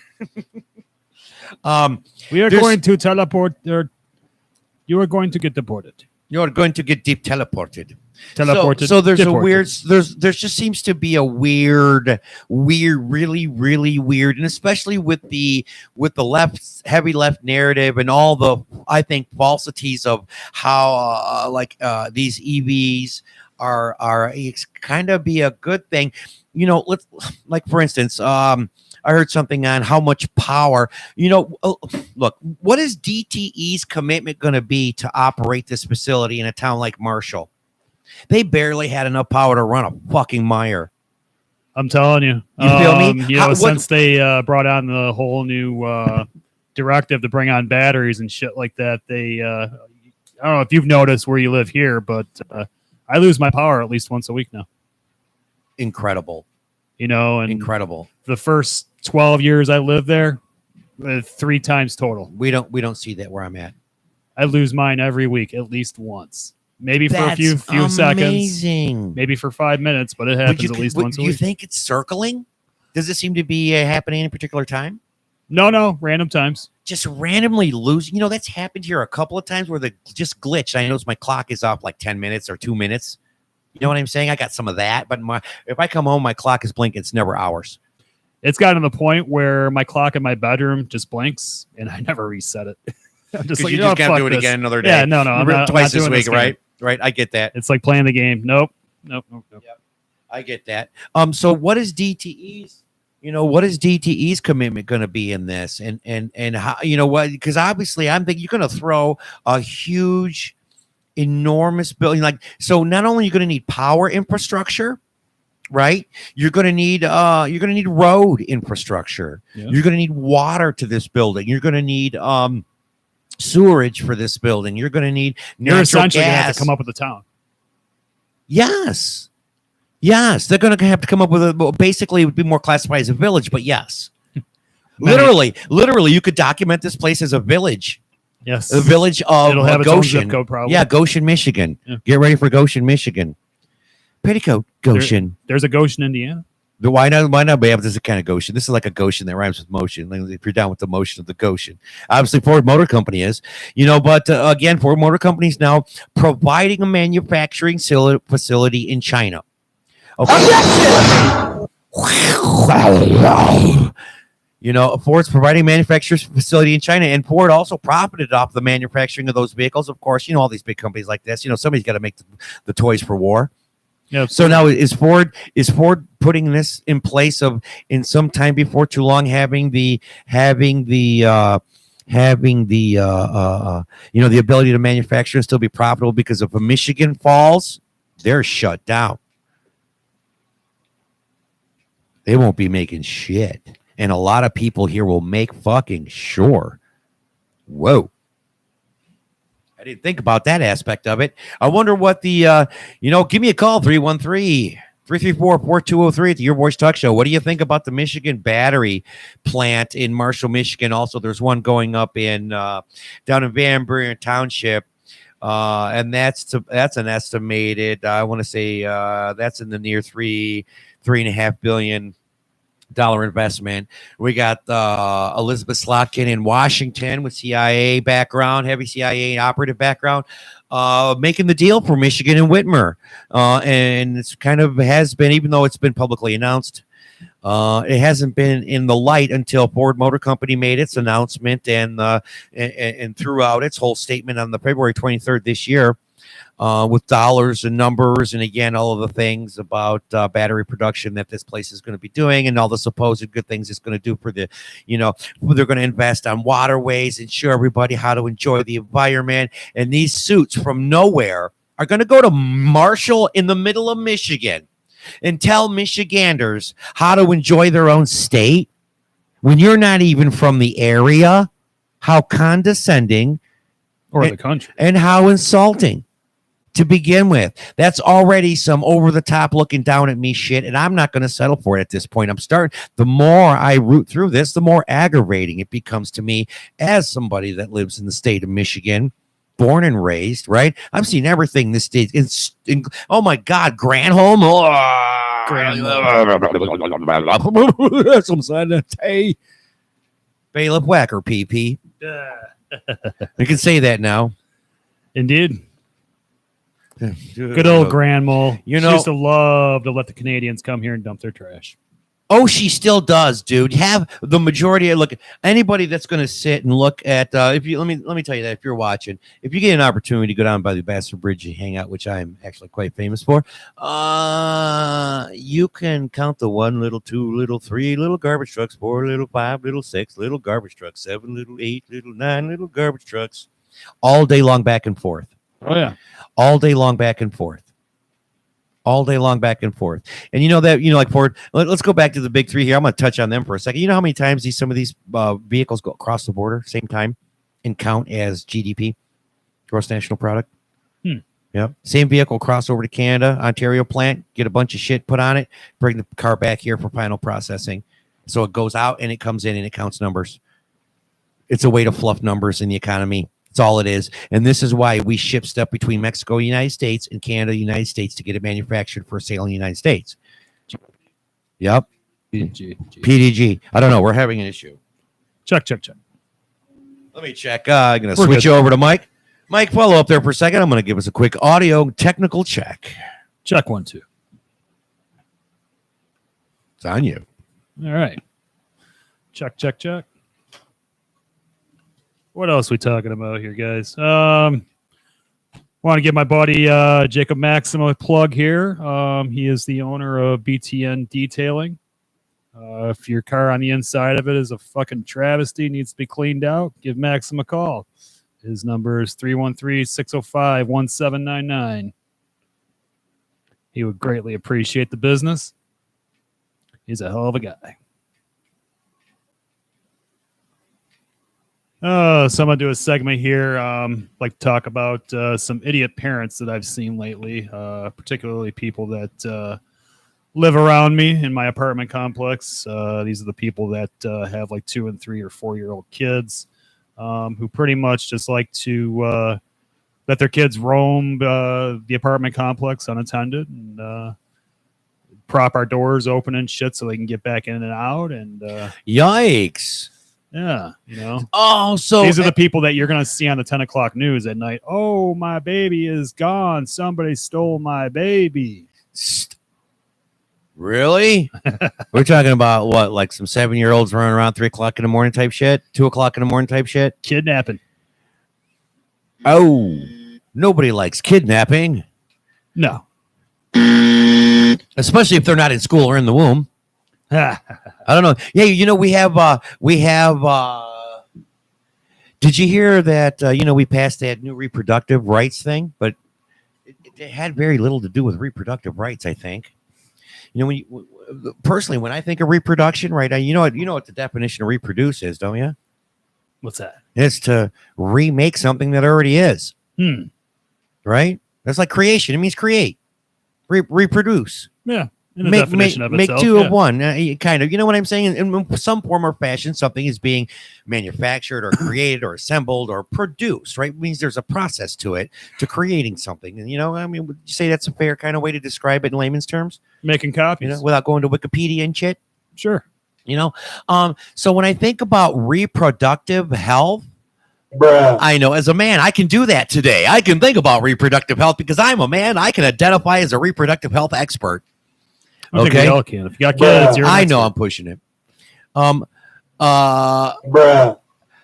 Reproduction means to recreate something that is already okay. And when you throw abortion into reproduction, they're kind of contrary. Actually, I'm not going to say kind. I'm going to stick to my guns here. Abortion is contrary to reproductive anything. Sure. It's exactly the opposite. So how do you lump in abortion rights with reproductive rights? How does that become one and the same under the guise and false flag of affirming healthcare or healthcare in some sense? You know what? Don't even get me to affirming healthcare. That's a totally different subject. You know, I'm just saying reproductive healthcare, because abortion is about negating the healthcare, isn't it? Especially long term. Sounds like a tag along in a House bill. It sounds like a 1,000 pages packed of shit getting paid for on 3 pages of real reasons. You know what I'm saying? That's what it sounds like. However, you know, that's going to lead me into a whole nother thing here, right? Like, we're heading up on the 1 3/4 hour here. We're lucky to have a couple people with us tonight. You know, what built this country was the American family, meat and potatoes and shit like that. You know, not living on the fear of the next thing we took into our body. Not being afraid to cross the street, not being afraid of the neighbor, not being afraid to, you know, bring a bad pizza, pull into the wrong driveway, not being afraid to go to school, not being afraid to, you know, do pretty much anything. That fear's kind of out of control now, man. Like America's really lost it. We've lost our accountability to ourselves, to our country, our obligation to our country. Our politicians doesn't have any. And they haven't for a long time. It's been like that since JFK was shot. And it hasn't gotten any better. And I'm just basically down at the bottom of the line going to tell you that America's been hijacked. You know, that's where I'm going to go with it completely. It's just we've been hijacked in the whole deal. And that's why none of this makes any sense.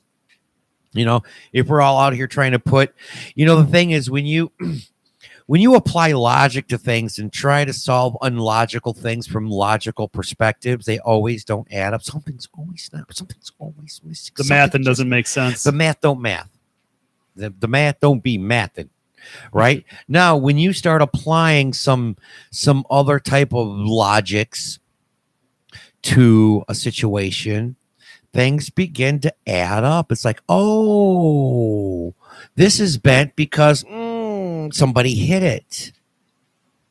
Not because it's like got the light reflecting on it. You know what I'm saying? And so there's a lot of gaslighting. Sometimes you've got to be an investigator to get to the bottom of this BS by our own politicians, man. You know, so that's the dealio on all that.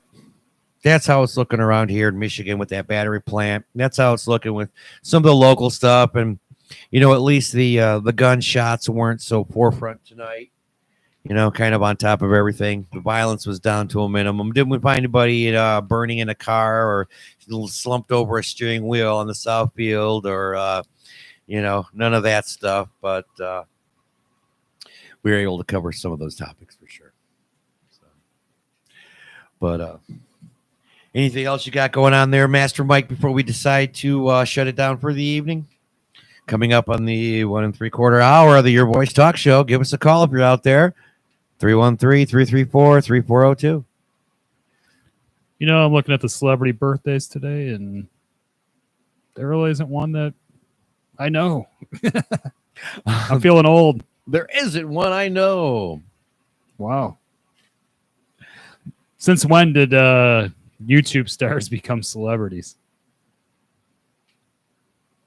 Since Mr. Beast. Yeah.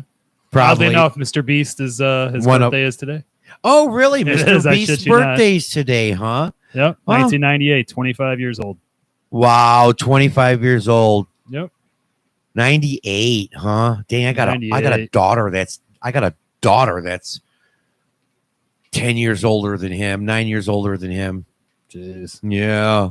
Wow, I'm feeling an old dude. I look like one anymore too. Get I'm feeling, who are you? Why are you touching me? Wait, come back. your fat ass back here.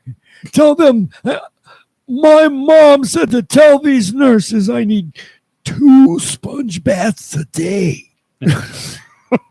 John Bon Jovi's kid, who is Jake Bon Jovi, the Instagram star, he is 21 today. Jake Bon Jovi's an Instagram star? Yep. Shot through the heart. Mm-hmm. And you're to blame.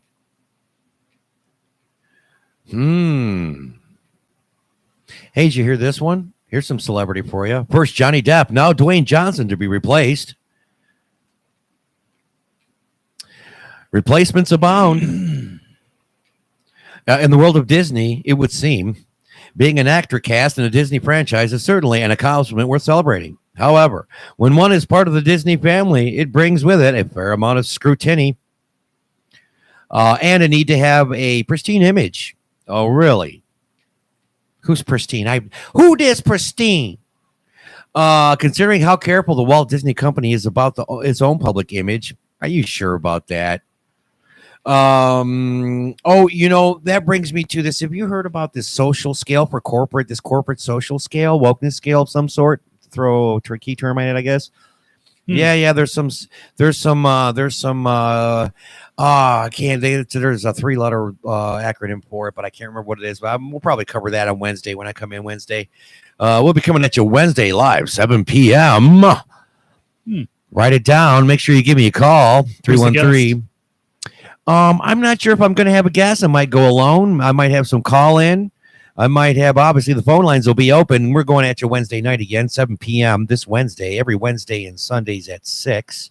313-334-4203. That's right. You heard a 420 in here. Give us a call. But also, I guess Disney likes to say, I guess they're comm people, their media people are like, oh, no, we've got to have a really pristine image. Considering how careful the Walt Disney Company is about its own public image, it's even more careful about its collaborations and associations.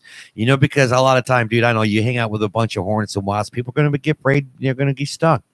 Absolutely. For example, when Johnny Depp was going through the high-profile court, what the high-profile court case is? What's her face? The bedwetter chitter. The bed chitter. Yeah, Johnny Depp was like, because he called in that night. And what the hell was her name? Her name was Chicken Finger. Chicken Finger. Yeah, Chicken Finger herself. Pirates of the Caribbean was ended after that whole thing there because obviously now, like, the little kids can't be fooled. Johnny Depp has a girlfriend that shit on the bed. You know what I'm saying? They're too woke to deal with that. Instead of Disney going, yeah, hey, and we know he's a fucking drunk. We know Johnny Depp's a drunk. Well, that mean get the shit out of my bed. Where in the hell do you get the English accent? By the way? It just comes out every now and then.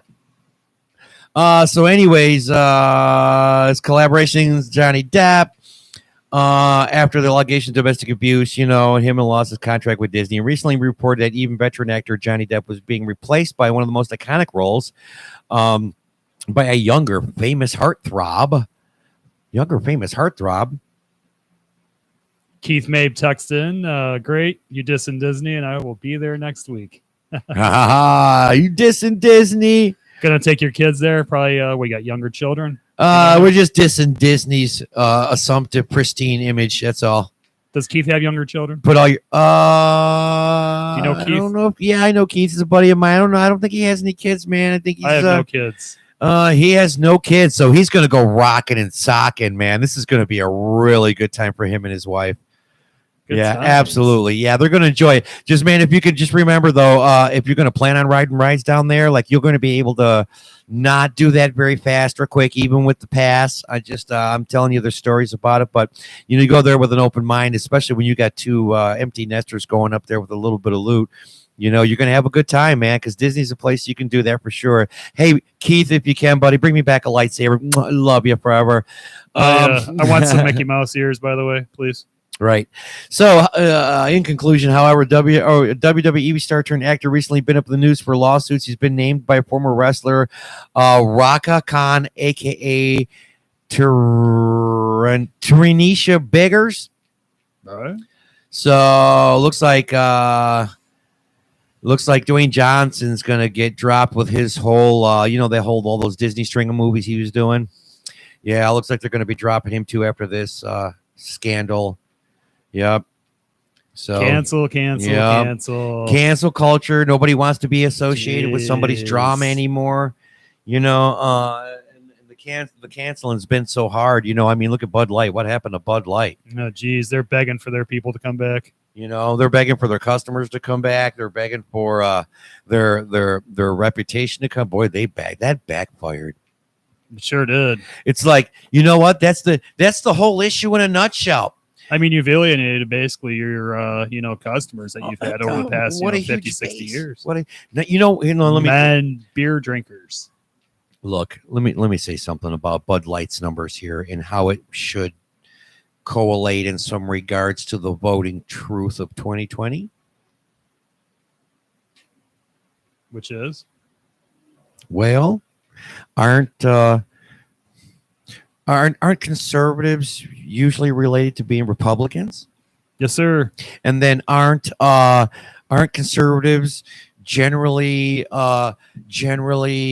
described by the left as uneducated, rednecky, Southern American, hee-haw, here's my shotgun and pickup truck kind of slam my Bud Light kind of individual?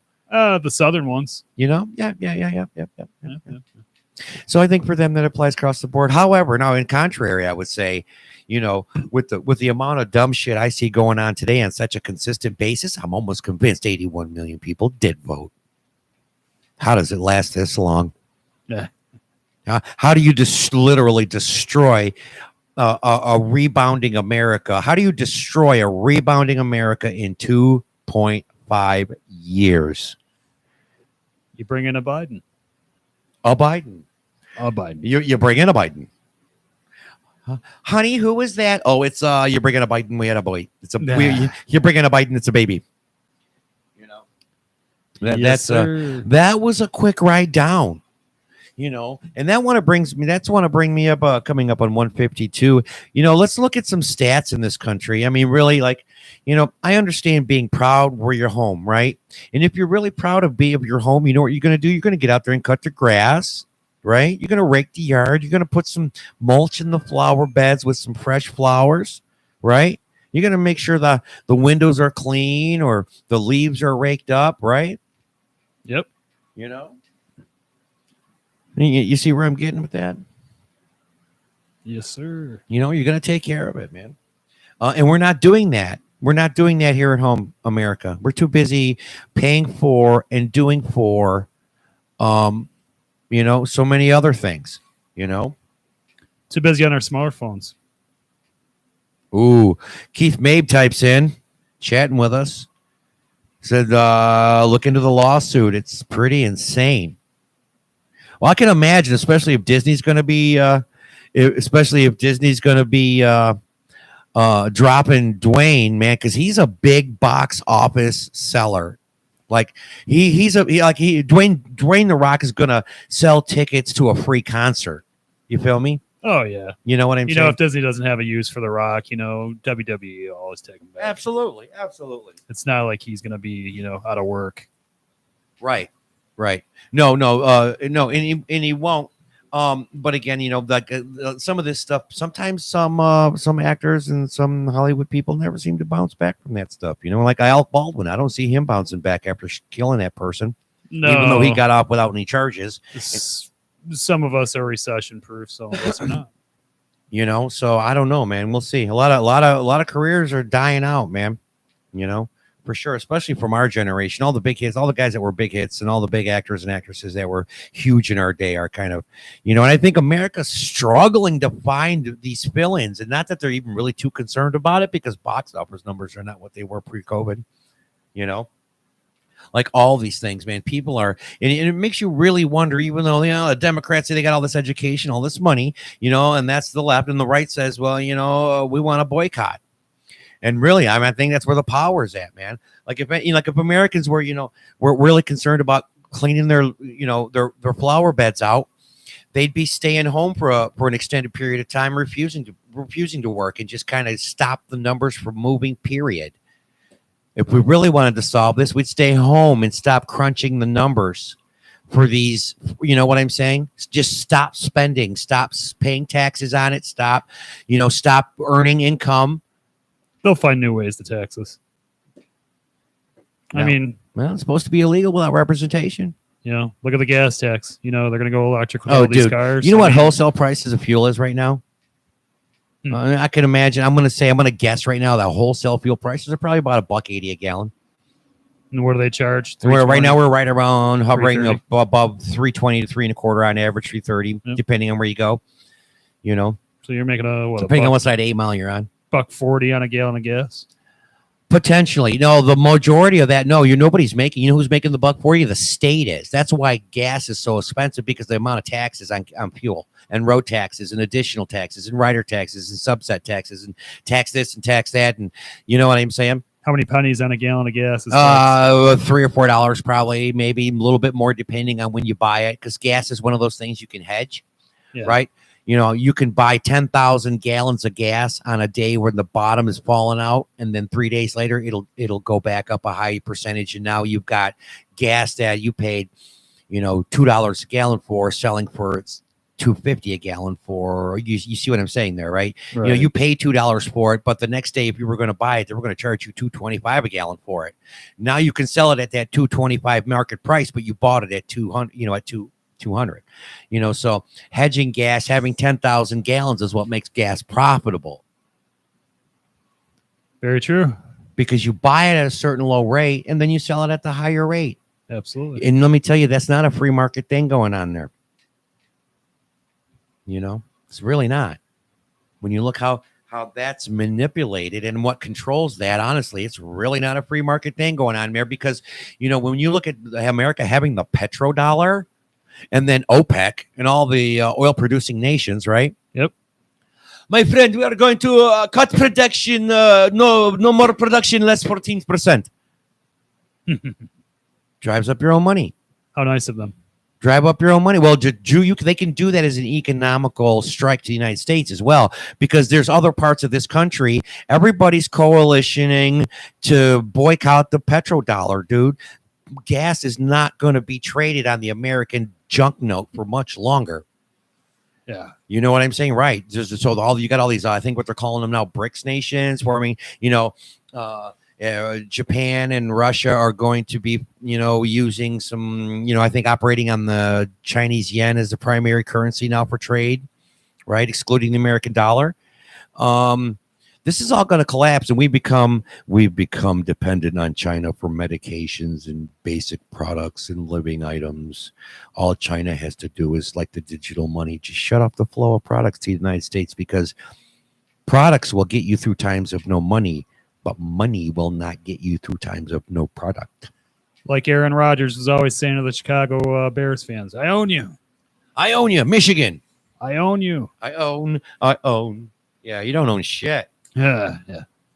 If you're a consumer here in America, you are fucked. Really, dude. And I'll tell you what, we're coming up on 158. We got a couple more minutes going here for sure. We'll be hanging I out. got a probably funny story here in front of me. Yeah, shoot it, man. Shoot it. What do you got? Apparently, there's been a massive dump of pasta in New Jersey that's been just dumped off at a bank.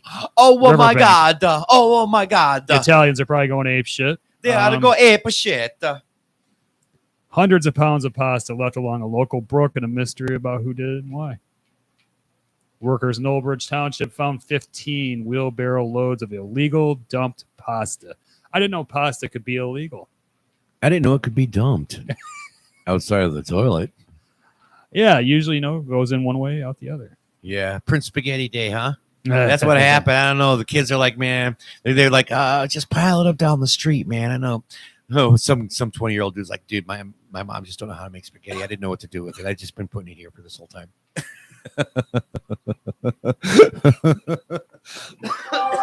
Dear, are you done with your dinner? Yes, Mom.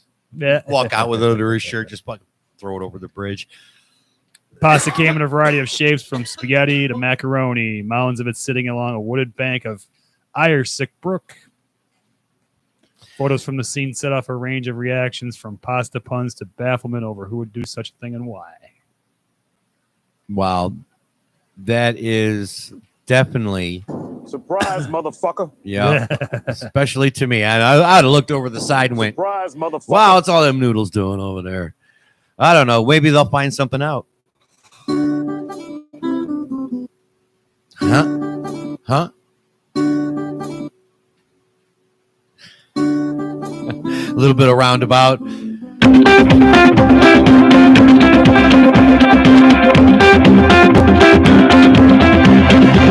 Sounds like we've got an incoming call.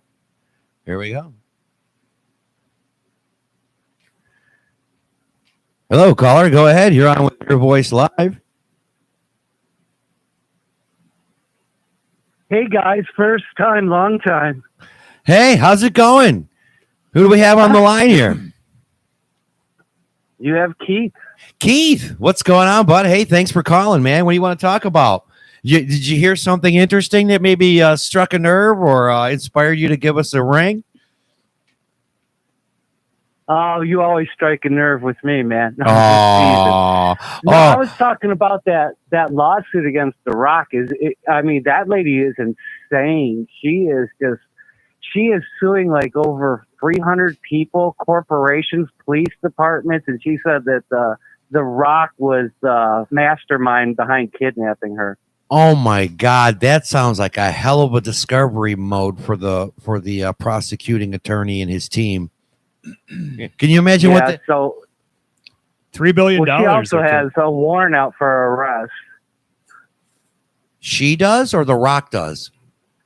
No, she does, because she was in court and she missed court dates. So now she's got a warrant and she's on the run. And this is the lady that stirred up all this trouble for The Rock. She's suing him. Yeah, you got to look at the lawsuit. She's suing Michael Jordan, a bunch of wrestlers.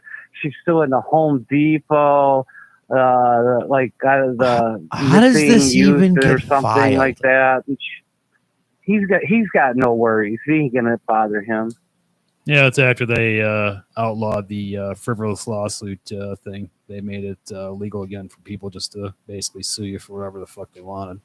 That's what this sounds like, some kind of crazy attempt. That, you know, how does that even get filed? How are you going to name so many individual professionals, millionaires, corporations, and just about anybody you think you can slap a law? Oh, man, she had to file these. She had to file this herself.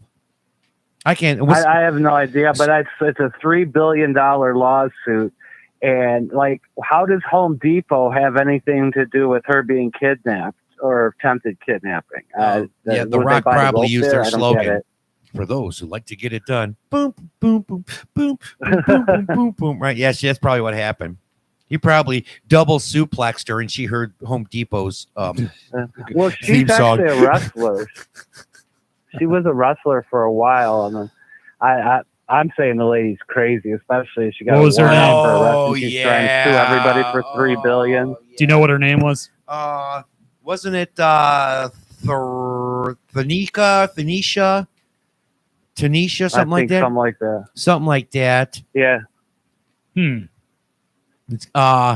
So yeah, it sounds like she, you know what? It sounds like she has a quite possibly a concussion that nobody ever looked into. Long term, long term. I wonder if The Rock even knows Michael Jordan. I'm sure they're all in cahoots. To some degree, you know, they got to be. They probably bumped elbows somewhere. I wonder. Yeah, I wonder, they probably have. I wonder where that might be. Right? Oh my God! Get me out of here. But I just wanted to call in and say, hey guys, I do like your show. And Hey man, Alex, appreciate it. I appreciate it. Thank you. I'll probably be out your area on Wednesday. You know where. Oh, hey, I'll be here. I'm going live Wednesday night at 7. If you want to come by and sit with me, we'll sit and chat and talk about some shit. Maybe we can have a car night. Let's sit and talk about some cars, man. So her name is Raka Khan. Raka Khan's her last? Raka Khan. Raka Khan. Raka Khan. Real name is Tranisha Biggers. Tranisha Biggers, but Raka Khan the wrestler. Raka Let me Khan. rock your Raka Khan. That's all I want to do. Yeah. She is one of the TNA wrestlers. Not tits and ass, TNA. Total nonstop action. That's funny. TNA. I love it. We're not talking truck stop either. That's funny. All right, guys, have a good one. I'll talk to you soon. All right, thanks. Thanks, Keith, for calling, buddy. It's good to talk to you. I hope to talk to you Wednesday, man.